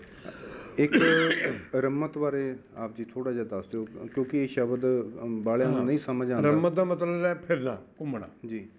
ਇਹ ਜਿਹੜਾ ਅਖਾੜਾ ਕਾਇਮ ਕੀਤਾ 1860 ਵਿੱਚ ਜੀ, ਉਹਦੇ ਵਿੱਚ ਹਾਥੀ, ਗੱਡੇ, ਊਠ, ਯਾਨੀ ਉਹ ਸਾਧਨ ਜਿਹੜੇ ਉਸ ਵੇਲੇ ਆਉਣ ਜਾਣ ਦੇ ਸਾਧਨ ਸੀ। ਇੱਕ ਤੋਂ ਦੂਜੀ ਥਾਂ ਜਾਣ ਦੇ। ਹਾਂ, ਰਾਜਾ ਮਹਾਰਾਜਾ ਨੇ ਹਾਥੀ ਵਗੈਰਾ ਸਾਰੇ ਦਿੱਤੇ। ਜੀ। ਔਰ ਗੁਰੂ ਗ੍ਰੰਥ ਸਾਹਿਬ ਦੀ ਸਵਾਰੀ ਹਾਥੀ ਤੇ ਪ੍ਰਕਾਸ਼ ਦੂਸਰੀ ਸੁਸ਼ੋਭਿਤ ਕਰਕੇ ਜੀ। ਇੱਕ ਨਗਰ ਤੋਂ ਦੂਜੇ ਨਗਰ, ਇੱਕ ਪਿੰਡ ਤੋਂ ਦੂਜੇ ਪਿੰਡ ਜਾਂਦੇ ਜੀ। ਸੀ। ਬਾਕੀ ਸਾਰਾ ਸਮਾਨ ਉਹਨਾਂ ਦਾ ਖਾਣ ਪੀਣ ਦਾ, ਬਸਤਰ, ਕੱਪੜੇ ਜੋ ਵੀ ਉਹ ਨਾਲ ਹੁੰਦਾ ਸੀ ਸਾਰਾ ਕੁਝ। ਜੀ। ਉਹ ਜਿਹੜੀ ਜਮਾਤ ਸੀ ਫਿਰਕੇ ਪ੍ਰਚਾਰ ਕਰਨ ਵਾਲੀ, ਜੀ, ਉਹਨੂੰ ਰੰਮਤ ਕਹਿੰਦੇ ਸੀ। ਅੱਛਾ। ਰੰਮਤ ਅਖਾੜਾ, ਪੰਚਾਇਤੀ ਨਿਰਮਲ ਰੰਮਤ ਅਖਾੜਾ ਜਿਹੜਾ ਸੀ ਉਹ ਜਿਹੜੇ ਕਹਿੰਦੇ। ਤੁਰ ਕੇ ਮਤਲਬ ਉਸ ਟਾਈਮ ਦੇ ਸਾਧਨ ਸੀ, ਹਾਥੀ, ਘੋੜੇ, ਉਹਨਾਂ ਦੇ ਉੱਤੇ ਸਵਾਰ ਹੋ ਕੇ ਉਹ ਪ੍ਰਚਾਰ ਕਰਦੇ ਸੀ। ਔਰ ਉਸ ਵੇਲੇ ਪੰਜਾਬ ਮਤਲਬ ਪਾਕਿਸਤਾਨ ਨਹੀਂ ਸੀ ਜੀ। ਇਸ ਵਾਸਤੇ ਕਿਤੇ ਉਹ ਰੋੜੀ ਸਖਰ ਸਿੰਧ ਤੱਕ ਜੀ, ਉਧਰ ਤੱਕ ਅਖਾੜਾ ਜਾਂਦਾ ਸੀ। ਪੋਠਵਾਰ ਦੇ ਇਲਾਕੇ ਜਾਂਦਾ ਸੀ, ਪਿੰਡੀ ਘੇਰ ਦੇ ਇਲਾਕੇ ਜਾਂਦਾ ਸੀ। ਜੀ। ਔਰ ਕਾਬਲ ਦੀਆਂ ਸਰਹੱਦਾਂ ਤੱਕ ਅਖਾੜਾ ਜਾਂਦਾ ਸੀ। ਜੀ। ਔਰ ਇੱਧਰ ਹਿਮਾਚਲ ਦੇ ਵਿੱਚ ਔਰ ਹਰਿਆਣੇ 'ਚ ਇੱਧਰ ਸਾਰੇ ਘੁੰਮ ਕੇ, ਜੰਮੂ ਕਸ਼ਮੀਰ 'ਚ ਇੱਧਰ ਸਾਰੇ ਘੁੰਮ ਕੇ ਤਾਂ ਫਿਰ ਉਹ ਪ੍ਰਚਾਰ ਕਰਕੇ ਜਦੋਂ ਕੋਈ ਕੁੰਭ ਹੁੰਦਾ ਸੀ ਫਿਰ ਉਹ ਕੁੰਭ ਦੇ ਟਾਈਮ 'ਤੇ ਉੱਥੇ ਪਹੁੰਚ ਜਾਂਦਾ। ਠੀਕ ਹੈ। ਨਹੀਂ, ਉਹਨਾਂ ਦਾ ਉਸ ਜਿੰਨੇ ਵੀ ਮਹਾਂਪੁਰਖ ਸੀ ਉਹਨਾਂ ਦੀ ਜ਼ਿੰਮੇਵਾਰੀ ਸੀ ਵੀ ਪ੍ਰਚਾਰ ਕਰਨਾ ਤੁਸੀਂ ਜਾ ਕੇ। ਬਕਾਇਦਾ ਉਹਦੇ 'ਚ ਕਥਾਕਾਰ, ਬਕਾਇਦਾ ਉਹਦੇ 'ਚ ਕੀਰਤਨ ਕਰਨ ਵਾਲੇ, ਆਰਤੀ ਕੀਰਤਨ ਸਾਰਾ ਉਹਦੇ ਵਿੱਚ ਵਿਧਾਨ ਪੂਰਵਕ ਹੁੰਦਾ ਸੀ। ਇੱਕ ਬੜੀ ਲਾਜ਼ਮੀ ਹੈ, ਜਿਵੇਂ ਹੁਣ ਬੜੇ ਸਾਰੇ ਲੋਕਾਂ ਨੂੰ ਇਹਨਾਂ ਗੱਲਾਂ ਦਾ ਨਹੀਂ ਪਤਾ ਕਿ ਉਹ ਟਾਈਮ ਇੱਦਾਂ ਦਾ ਸੀ ਜਦੋਂ ਗੁਰਬਾਣੀ ਦੀ ਸੰਥਿਆ ਨਹੀਂ ਸੀ ਮਿਲਦੀ। ਪਿੰਡਾਂ ਦੇ ਵਿੱਚ ਅੱਜ ਤਾਂ ਇੱਕ ਪਿੰਡ ਦੇ ਵਿੱਚ 4-4 5-5 ਗੁਰਦੁਆਰਾ ਸਾਹਿਬ ਬਣੇ ਹੋਏ ਆ। ਉਹਨਾਂ ਟਾਈਮਾਂ ਦੇ ਵਿੱਚ ਗੁਰੂ ਘਰ ਨਹੀਂ ਸੀਗੇ ਪਿੰਡਾਂ ਦੇ ਵਿੱਚ, ਅਤੇ ਇਹ ਜਿਹੜੇ ਨਿਰਮਲੇ ਮਹਾਂਪੁਰਖ ਸੀ ਇਹ ਪਿੰਡਾਂ ਦੇ ਵਿੱਚ ਜਾ ਕੇ ਜਿਸ ਜਗ੍ਹਾ 'ਤੇ ਬਹਿਣਾ, ਫਿਰ ਉੱਥੇ ਜਾ ਕੇ ਉਹਨਾਂ ਨੇ ਜਪਜੀ ਸਾਹਿਬ, ਰਹਿਰਾਸ ਸਾਹਿਬ ਦਾ ਪਾਠ ਸੁਣਾਉਣਾ, ਬੱਚਿਆਂ ਨੂੰ ਸਿਖਾਉਣਾ ਅਤੇ ਉਹਨਾਂ ਨੂੰ ਸੰਥਿਆ ਦੇਣੀ। ਸੰਥਿਆ ਦੇ ਕੇ ਕੀਰਤਨ ਕਰਨਾ, ਕਥਾ ਕਰਨੀ, ਨਿਤਨੇਮ ਕਰਨਾ। ਜਦੋਂ ਉਹਨਾਂ ਨੇ ਸੰਥਿਆ ਕਰ ਲਈ ਫਿਰ ਉਸ ਤੋਂ ਅਗਲੇ ਪਿੰਡ ਚਲੇ ਜਾਣਾ। ਇਹ ਬੜਾ ਵੱਡਾ ਉਸ ਟਾਈਮ 'ਤੇ ਪ੍ਰਚਾਰ ਦਾ ਇੱਕ ਸਾਧਨ ਸੀ। ਸਾਡੇ ਨਾਲ ਮੈਂ ਜਦੋਂ ਸੰਨ 1963-64 'ਚ ਅਖੰਡ ਪਾਠ ਕਰਨ ਲੱਗਿਆ ਜੀ, ਸਾਡੇ ਇੱਕ ਸੰਤ ਬਲਵੰਤ ਸਿੰਘ ਹੁੰਦੇ ਸੀ, ਲੱਤ ਤੋਂ ਥੋੜ੍ਹੇ ਲੰਘੇ ਸੀ ਜੀ। ਉਹਨਾਂ ਨੇ ਜਿਸ ਮਹੱਲੇ ਜਿਸ ਪਿੰਡ ਪਾਠ ਰੱਖਣਾ ਤਾਂ ਇੱਕ ਬੜਾ ਤਰੀਕਾ ਸੀ ਉਹਨਾਂ ਕੋਲ। ਉਹਨਾਂ ਨੇ ਜੇਬ 'ਚ ਜਾਂ ਤਾਂ ਟੁੱਟੇ ਪੈਸੇ ਰੱਖਣੇ ਜਾਂ ਉਹਨਾਂ ਨੇ ਮਖਾਣੇ ਜਾਂ ਕੋਈ ਚੀਜ਼ ਖਾਣ ਨੂੰ ਰੱਖਿਆ। ਅੱਜ ਕੱਲ੍ਹ ਟੋਫੀਆਂ ਜ਼ਿਆਦਾ ਚੱਲਦੀਆਂ ਜੀ। ਜੀ। ਅਤੇ ਉਹਨਾਂ ਨੇ ਮਿੱਠੀ ਚੀਜ਼, ਪਤਾਸੇ, ਮਖਾਣੇ ਰੱਖਣੇ। ਪਿੰਡ ਦੇ ਮਹੱਲੇ ਦੇ ਗਲੀ ਦੇ ਬੱਚੇ ਇਕੱਠੇ ਕਰਨੇ, ਕਿਉਂਕਿ ਉਹਨਾਂ ਨੇ 3 ਦਿਨ ਉੱਥੇ ਰਹਿਣਾ ਪਾਠ ਕਰਨ ਲੱਗਿਆ। ਬੱਚੇ ਇਕੱਠੇ ਕਰਨੇ, ਨਿੱਕੀ ਨਿੱਕੀ ਕੁੜੀਆਂ, ਨਿੱਕੇ ਨਿੱਕੇ ਬੱਚਿਆਂ ਨੂੰ ਇਕੱਠੇ ਕਰਕੇ ਉਹਨਾਂ ਨੂੰ ਕਹਿਣਾ ਬੇਟਾ ਆਓ ਇੱਥੇ ਬੈਠੋ ਜੀ। ਉਹਨਾਂ ਨੂੰ 10 ਗੁਰੂਆਂ ਦੇ ਨਾਂ ਚੇਤੇ ਕਰਾਉਣੇ, 5 ਪਿਆਰੇ ਦੇ ਨਾਂ ਚੇਤੇ ਕਰਾਉਣੇ, 4 ਸਾਹਿਬਜ਼ਾਦਿਆਂ ਦੇ ਨਾਂ ਚੇਤੇ ਕਰਾਉਣੇ, ਮੂਲ ਮੰਤਰ ਦਾ ਪਾਠ ਕਰਾਉਣਾ ਇਤਿਆਦਿ ਕਰਾ ਕੇ ਤਾਂ ਉਹਨਾਂ ਨੂੰ ਪਤਾਸੇ ਜਾਂ ਉਹ ਦੇਣੇ। ਅਤੇ ਅਖੀਰ ਜਿਹਨੇ ਫਿਰ ਸੁਣਾਉਣਾ ਉਹਨਾਂ ਨੂੰ ਪਾਠ, ਫਿਰ ਕਿਸੇ ਨੂੰ 4 ਆਨੇ, ਕਿਸੇ ਨੂੰ 2 ਆਨੇ, ਕਿਸੇ ਨੂੰ ਆਨਾ ਦੇਣਾ। ਕਿਆ ਬਾਤ। ਤਾਂ ਉਹਨਾਂ ਬੱਚਿਆਂ ਨੂੰ ਜਾਨੀ ਗੁਰਮਤਿ ਪਰ ਜ਼ੋਰ ਦੇਣਾ। ਅਤੇ ਅਸੀਂ ਉਹਨਾਂ ਨੂੰ ਕਹਿਣਾ ਵੀ ਤੁਸੀਂ, ਉਹ ਕਹਿੰਦਾ ਬੀਜ ਬੀਜਿਆ ਹੈ, ਦਰਖਤ ਫਲੂਗਾ ਅਤੇ ਇਹਦਾ ਫਲ ਅਸੀਂ ਵੀ ਖਾਵਾਂਗੇ। ਜੀ। ਜੀ। ਭਾਵ ਉਹਨਾਂ ਦੇ ਮਾਪੇ ਜਿਹੜੇ ਸੀ ਬੱਚਿਆਂ ਦੀ ਆਦਤ ਨੂੰ ਵੇਖ ਕੇ ਪਾਠ ਕਰਦੇ ਤੇ ਖੁਸ਼ ਹੁੰਦੇ ਸੀ। ਜੀ। ਸਾਨੂੰ ਅਸੀਂ ਤਾਂ ਪਾਠ ਕਰਨੀ, ਪੂਜਾ ਮਿਲਣੀ, ਉਹਨਾਂ ਲੋਕਾਂ ਨੇ ਖੱਦਰ ਦਾ ਕੱਪੜਾ ਦੇਣਾ, ਕਿਸੇ ਨੇ ਉਹਨਾਂ ਨੂੰ ਰੁਪਈਆ ਦੇਣਾ ਚਾਹੁੰਦੇ, ਕਿਸੇ ਨੇ 8 ਆਨੇ ਦੇਣੇ। ਉਹ ਸਾਨੂੰ ਦੂਣੇ ਤਿੰਨੇ ਲੈ ਕੇ ਆਉਂਦੇ ਅਤੇ ਨਾਲ ਬੱਚਿਆਂ ਨੂੰ ਵਿੱਦਿਆ ਪੜ੍ਹਾ ਕੇ ਆਉਂਦੇ। ਯਾਨੀ ਸੰਤ ਦੀ ਇੱਕ ਯੁਕਤੀ ਸੀ, ਤਰੀਕਾ ਸੀ ਵੀ ਉਹ ਕਿਵੇਂ ਗੁਰਬਾਣੀ ਦਾ ਪ੍ਰਚਾਰ ਠੀਕ ਢੰਗ ਨਾਲ ਕਰਦਾ ਰਿਹਾ। ਅੱਜ ਦੇ ਜਿਹੜਾ ਪ੍ਰਚਾਰਕ ਹੈ ਨਾ, ਇਹਨੂੰ ਲੱਗੀਆਂ ਸਟੇਜਾਂ ਮਿਲਦੀਆਂ ਨੇ, ਸਟੇਜ ਤੋਂ ਬਾਅਦ ਇਹਨਾਂ ਨੂੰ ਲਿਫਾਫਾ ਮਿਲਦਾ ਬੜਾ ਸਾਰਾ ਭਰਿਆ ਹੋਇਆ। ਹਾਂਜੀ। ਔਰ ਪਹਿਲਾਂ ਕਰਕੇ ਤੁਰਦੇ ਆ ਵੀ ਮੈਂ ਇੰਨੇ ਲੈਣੇ ਆ ਜੀ। ਉਸ ਵੇਲੇ ਹੀ ਨਹੀਂ ਸੀਗਾ, ਨਾਲੇ ਸੰਤ ਲੋਕ ਨਹੀਂ ਸੀ ਕਰਦੇ। ਤੁਸੀਂ ਇਹ ਹੁਣੇ ਹੀ ਗੱਲ ਸੰਤਾਂ ਦੀ ਕੀਤੀ ਹੈ। ਅਫਸੋਸ ਹੈ ਇਸ ਵੇਲੇ ਡੇਰੇ ਤਾਂ ਮੇਰੀ ਲਿਸਟ ਵਿੱਚ 300 ਦੇ ਨੇੜੇ ਨਿਮਣਿਆ ਡੇਰਾ ਜੀ, ਪਰ ਮੇਰੇ ਖਿਆਲ 300 ਦੇ ਵਿੱਚ ਸ਼ਾਇਦ 30 ਵੀ ਹੋਣ ਜੀ, ਜਾਂ 3 ਵੀ ਹੋਣ, 10 ਵੀ ਹੋਣ ਜਿੱਥੇ ਬੱਚਿਆਂ ਨੂੰ ਪੜ੍ਹਾਇਆ ਜਾਂਦਾ, ਸੰਥਾ ਦਿੱਤੀ ਜਾਂਦੀ ਹੈ। ਜੀ। ਉਹ ਜਿਹੜਾ ਸੰਥਾ ਲੈਣ ਦਾ, ਸੰਥਾ ਦੇਣ ਦਾ ਜਿਹੜਾ ਕੰਮ ਸੀ ਨਾ, ਉਹ ਖਤਮ ਹੋ ਗਿਆ ਜੀ। ਇੱਥੇ ਤੱਕ ਖਤਮ ਹੋ ਗਿਆ ਕਿ ਬੱਚੇ ਪੜ੍ਹਨ ਨੂੰ ਤਿਆਰ ਨਹੀਂ, ਉਹ ਟੈਲੀਵਿਜ਼ਨ, ਟੈਲੀਫੋਨ ਇਹਦੇ 'ਤੇ ਇੰਡਲਜ ਹੋ ਕੇ ਰਹਿ ਗਏ, ਖੁੱਝ ਕੇ ਰਹਿ ਗਏ। ਬਿਲਕੁਲ ਜੀ। ਔਰ ਮੈਂ ਉਹ ਗੱਲ ਕਹਿਣੀ ਨਹੀਂ ਚਾਹੁੰਦਾ, ਨਿਰਮਲੇ ਮਹਾਂਪੁਰਸ਼ਾਂ ਨੇ ਜਿਹੜੀ ਸਭ ਤੋਂ ਪਹਿਲਾਂ ਮਹਾਰਾਜਾ ਫਰੀਦ ਕੋਟੀਆਂ ਦੇ ਸਟੀਕ ਜਿਹਨੂੰ ਕਹਿੰਦੇ ਆ ਜੀ, ਉਹ ਗਿਆਨੀ ਬਦਨ ਸਿੰਘ ਜੀ ਹੋਏ ਨੇ ਸੇਖਵਾਂ ਡੇਰੇ ਦੇ, ਜੀ ਜੀ, ਉਸ ਕਮੇਟੀ ਦੇ ਉਹ ਮੁਖੀ ਸੀ। ਉਹਨਾਂ ਨੇ ਇਹ ਸਟੀਕ ਕੀਤਾ ਔਰ ਗੁਰੂ ਗ੍ਰੰਥ ਸਾਹਿਬ ਦਾ ਪਹਿਲਾ ਸਟੀਕ ਹੈ ਔਰ ਉਹਨੂੰ ਫਰੀਦ ਕੋਟੀ ਵਾਲਾ ਸਟੀਕ ਕਹਿੰਦੇ ਆ। ਉਹ ਵਿਦਵਾਨਾਂ ਦਾ ਉਹ 'ਚ ਫਾਰਸੀ ਦੇ ਵੀ, ਉਰਦੂ ਦੇ ਵੀ ਵਿਦਵਾਨ ਸੀਗੇ, ਹਿੰਦੀ ਦੇ ਵੀ, ਜਿਨ੍ਹਾਂ ਨੇ ਸਾਰਿਆਂ ਨੇ ਮਿਲ ਕੇ ਉਹਨੂੰ ਕੀਤਾ ਜੀ। ਚਲੋ ਉਹਦੀ ਸ਼ੈਲੀ ਪੁਰਾਣੀ ਹੈ, ਸਾਧ ਭਾਸ਼ਾ ਹੈ, ਬਹੁਤੇ ਸਾਰੇ ਕਈ ਜਗ੍ਹਾ ਵਿੱਚ ਉਹ ਬਹੁਤੀ ਸਪਸ਼ਟਤਾ ਨਹੀਂ ਹੈ ਜੀ, ਪਰੰਤੂ ਉਹ ਉਹਨਾਂ ਦਾ ਐਡਾ ਵੱਡਾ ਉਪਰਾਲਾ ਸੀ ਜਿਹੜਾ ਸਭ ਤੋਂ ਪਹਿਲਾਂ ਇਨੀਸ਼ੀਅਲ ਸਟੇਜ ਦੇ ਉੱਤੇ ਉਹਨਾਂ ਨੇ ਕੀਤਾ ਕਿ ਗੁਰੂ ਗ੍ਰੰਥ ਸਾਹਿਬ ਦਾ ਜਿਹੜਾ ਸੀ ਉਹ ਸਟੀਕ ਉਹਨਾਂ ਨੇ ਕੀਤਾ ਜੀ। ਪਰ ਉਹਦੇ 'ਚ ਉਹਨਾਂ ਨੇ ਕਿਸੇ ਤੋਂ ਇੱਕ ਪੈਸਾ ਨਹੀਂ ਲਿਆ। ਠੀਕ ਹੈ ਅੱਜ ਮੈਨੂੰ ਦੱਸਣ ਵਿੱਚ ਇਹ ਮਹਿਸੂਸ ਹੋ ਰਿਹਾ ਜੀ, ਵੀ ਜਥੇਦਾਰ ਬੱਕੜ ਹੂੰ, ਪ੍ਰਧਾਨ ਦੇ ਵੇਲੇ, ਅਵਤਾਰ ਸਿੰਘ ਪ੍ਰਧਾਨ ਦੇ ਵੇਲੇ ਜੀ ਸ੍ਰੀ ਗੁਰੂ ਗ੍ਰੰਥ ਸਾਹਿਬ ਦਾ ਮਿਆਰੀ ਟੀਕਾ ਬਣਾਉਣ ਦਾ ਉਪਰਾਲਾ ਕੀਤਾ ਗਿਆ। ਜੀ ਦਾਸ ਨੂੰ ਵੀ ਉਹਦੇ ਵਿੱਚ ਕਮੇਟੀ 'ਚ ਰੱਖਿਆ ਜੀ, ਅਤੇ ਗਿਆਨੀ ਜੋਗਿੰਦਰ ਸਿੰਘ ਵਿਦਾਂਤੀ ਜੀ ਨੂੰ ਉਸ ਕਮੇਟੀ ਦਾ ਵਿੱਚ ਮੁਖੀ ਰੱਖ ਕੇ ਤਾਂ ਅਧਿਕਾਰ ਦਿੱਤਾ ਵੀ ਤੁਸੀਂ ਕਰੋ। ਖੈਰ ਚਲੋ ਉਹਨਾਂ ਨੇ ਥੋੜ੍ਹਾ ਜਿਹਾ ਜਪਜੀ ਸਾਹਿਬ ਦਾ ਕੀਤਾ ਸੀ ਟੀਕਾ, ਬਾਕੀ ਨਹੀਂ ਕੀਤਾ। ਪਰ ਇੱਕ ਪ੍ਰੋਫੈਸਰ ਜਿਹਨੂੰ 2 ਲੱਖ ਰੁਪਈਆ ਸਾਲ ਦਾ ਦੇਣਾ ਕੀਤਾ ਵੀ ਉਹ ਗੁਰੂ ਗ੍ਰੰਥ ਸਾਹਿਬ ਦਾ ਸਟੀਕ ਕਰੇ। ਅੱਛਾ ਜੀ, ਮੈਂ ਮੱਕੜ ਸਾਹਿਬ ਨੂੰ ਖੁਦ ਕਿਹਾ ਵੀ ਮੱਕੜ ਸਾਹਿਬ ਅੱਗੇ ਜਿੰਨੇ ਨਿਰਮਲੇ ਸੰਤਾਂ ਨੇ ਸਟੀਕ ਲਿਖੇ ਹੈ ਹਾਂਜੀ, ਜਾਂ ਜਿੰਨੇ ਵੀ ਗੁਰਮਤਿ ਦੇ ਗ੍ਰੰਥਾਂ ਦਾ ਉਹਨਾਂ ਨੇ ਕੀਤਾ, ਜਿਸ ਤਰ੍ਹਾਂ ਗੁਰੂ ਗ੍ਰੰਥ ਕੋਸ਼ ਪੰਡਿਤ ਤਾਰਾ ਸਿੰਘ ਨਰੋਤਮ ਦਾ ਲਿਖਿਆ ਹੋਇਆ, ਜੀ ਜਾਂ ਹੋਰ ਵੀ ਬਹੁਤ ਸਾਰੇ ਗ੍ਰੰਥ ਹੈ ਲੇਖਕਾਂ ਨੇ ਲਿਖੇ ਨੇ, ਜੀ, ਕੀ ਕਿਸੇ ਸੰਤ ਨੇ ਕਿਸੇ ਤੋਂ 2 ਨੇ ਲਏ, 4 ਨੇ ਲਏ, 2 ਲੱਖ 50 ਲੱਖ ਜੋ ਰੁਪਏ ਲਿਆ ਕੋਈ? ਜੀ ਜੀ, ਉਹਨਾਂ ਨੇ ਗੁਰੂ ਦਾ ਕੰਮ ਸਮਝ ਕੇ ਔਰ ਗੁਰਮਤਿ ਲੋਕਾਂ ਨੂੰ ਦੇਣ ਵਾਸਤੇ ਗਿਆਨ ਉਹਨਾਂ ਨੇ ਫਰੀ ਵੰਡਿਆ, ਫਰੀ ਜੀ ਜੀ, ਔਰ ਸੇਵਾ ਕਰਕੇ ਲਿਆ, ਸੇਵਾ ਕਰਕੇ ਦਿੱਤਾ। ਅੱਜ ਹਰ ਚੀਜ਼ ਕਮਰਸ਼ੀਅਲ ਹੋ ਗਈ ਹੈ ਕਮਰਸ਼ੀਅਲ ਹੋ ਗਿਆ। ਔਰ ਕਮਰਸ਼ੀਅਲ ਦੇ ਸੋਚਦੇ ਆ ਵੀ ਜੇ ਮੈਂ ਸੰਤਾਂ ਵੀ ਦੇਣੀ ਤਾਂ ਮੈਨੂੰ ਪੈਸੇ ਕਿਹਨੇ ਦਊਗਾ ਲਿਆ? ਬਿਲਕੁਲ ਜੀ। ਇਸ ਕਰਕੇ ਉਹ ਜਿਹੜੀ ਗੁਰੂ ਪਰੰਪਰਾ ਦੀ ਰੀਤੀ ਸੀ ਉਹ ਅੱਜ ਖਤਮ ਹੋ ਗਈ, ਖਤਮ ਹੋ ਗਈ ਆ। ਮਨ ਦੇ ਵਿੱਚ ਇਹ ਨਹੀਂ ਵੀ ਅਸੀਂ ਆਪਣੇ ਪੰਥ ਵਾਸਤੇ, ਆਪਣੇ ਲੋਕਾਂ ਵਾਸਤੇ ਅਸੀਂ ਕੁਝ ਨਾ ਕੁਝ ਕਰਨਾ ਉਹ ਨਹੀਂ। ਬੀਜੀਏ। ਨਹੀਂ। ਸਾਡੀ ਜਿਹੜੀ ਨਵੀਂ ਜਨਰੇਸ਼ਨ ਆ ਇਸ ਪਾਸੇ ਜੁੜੇਗੀ ਅਤੇ ਸਾਡੀ ਜਿਹੜੀ ਇਹ ਬਾਗ ਬਗੀਚੀ ਹੈ ਇਹ ਵਧੇਗੀ, ਫੁੱਲੇਗੀ। ਇਸ ਪਾਸੇ ਨਹੀਂ। ਬਸ ਅਸੀਂ ਹਰ ਚੀਜ਼ ਨੂੰ ਪੈਸੇ ਦੇ ਨਾਲ ਤੋਲਣ ਲੱਗ ਪਏ ਹਾਂ ਵੀ ਇਹਦੇ ਵਿੱਚ ਜੇ ਅਸੀਂ ਆਹ ਕੁਝ ਕਰਾਂਗੇ ਤਾਂ ਸਾਨੂੰ ਇਹਦੇ ਵਿੱਚੋਂ ਲਾਭ ਕੀ ਹੋਣਾ। ਅਤੇ ਇਹ ਜਿਹੜਾ ਇਹ ਬਿਰਤੀ ਹੈ ਇਹ ਕੋਈ ਬਹੁਤ ਵਧੀਆ ਨਹੀਂ, ਕਿਉਂਕਿ ਜਿਸ ਪੰਥ ਦੇ ਵਾਸਤੇ, ਜਿਸ ਧਰਮ ਦੇ ਵਾਸਤੇ ਸਾਡੇ ਗੁਰੂ ਸਾਹਿਬਾਨ, ਸਾਡੇ ਮਹਾਂਪੁਰਖ, ਔਰ ਜਦੋਂ ਅਸੀਂ ਸ਼ਹੀਦਾਂ ਦੀ ਗੱਲ ਕਰਦੇ ਹਾਂ ਅਤੇ ਸਾਡੇ ਰੌਂਗਟੇ ਖੜ੍ਹੇ ਹੋ ਜਾਂਦੇ ਆ ਵੀ ਉਹਨਾਂ ਨੇ ਇਸ ਪੰਥ ਨੂੰ ਬਚਾਉਣ ਵਾਸਤੇ, ਵਧਾਉਣ ਵਾਸਤੇ ਇਹੋ ਜਿਹੀਆਂ ਆਪਣੀਆਂ ਕੁਰਬਾਨੀਆਂ ਦਿੱਤੀਆਂ। ਉਹਨਾਂ ਨੇ ਤਾਂ ਕਦੇ ਇੱਕ ਨਵੇਂ ਪੈਸੇ ਦਾ ਨਹੀਂ ਸੋਚਿਆ ਵੀ ਸਾਨੂੰ ਕੋਈ ਇਹਦੇ ਵਿੱਚੋਂ ਫਾਇਦਾ ਹੋਵੇਗਾ। ਉਹ ਆਪਣਾ ਆਪ ਨਿਸ਼ਾਵਰ ਕਰ ਗਏ।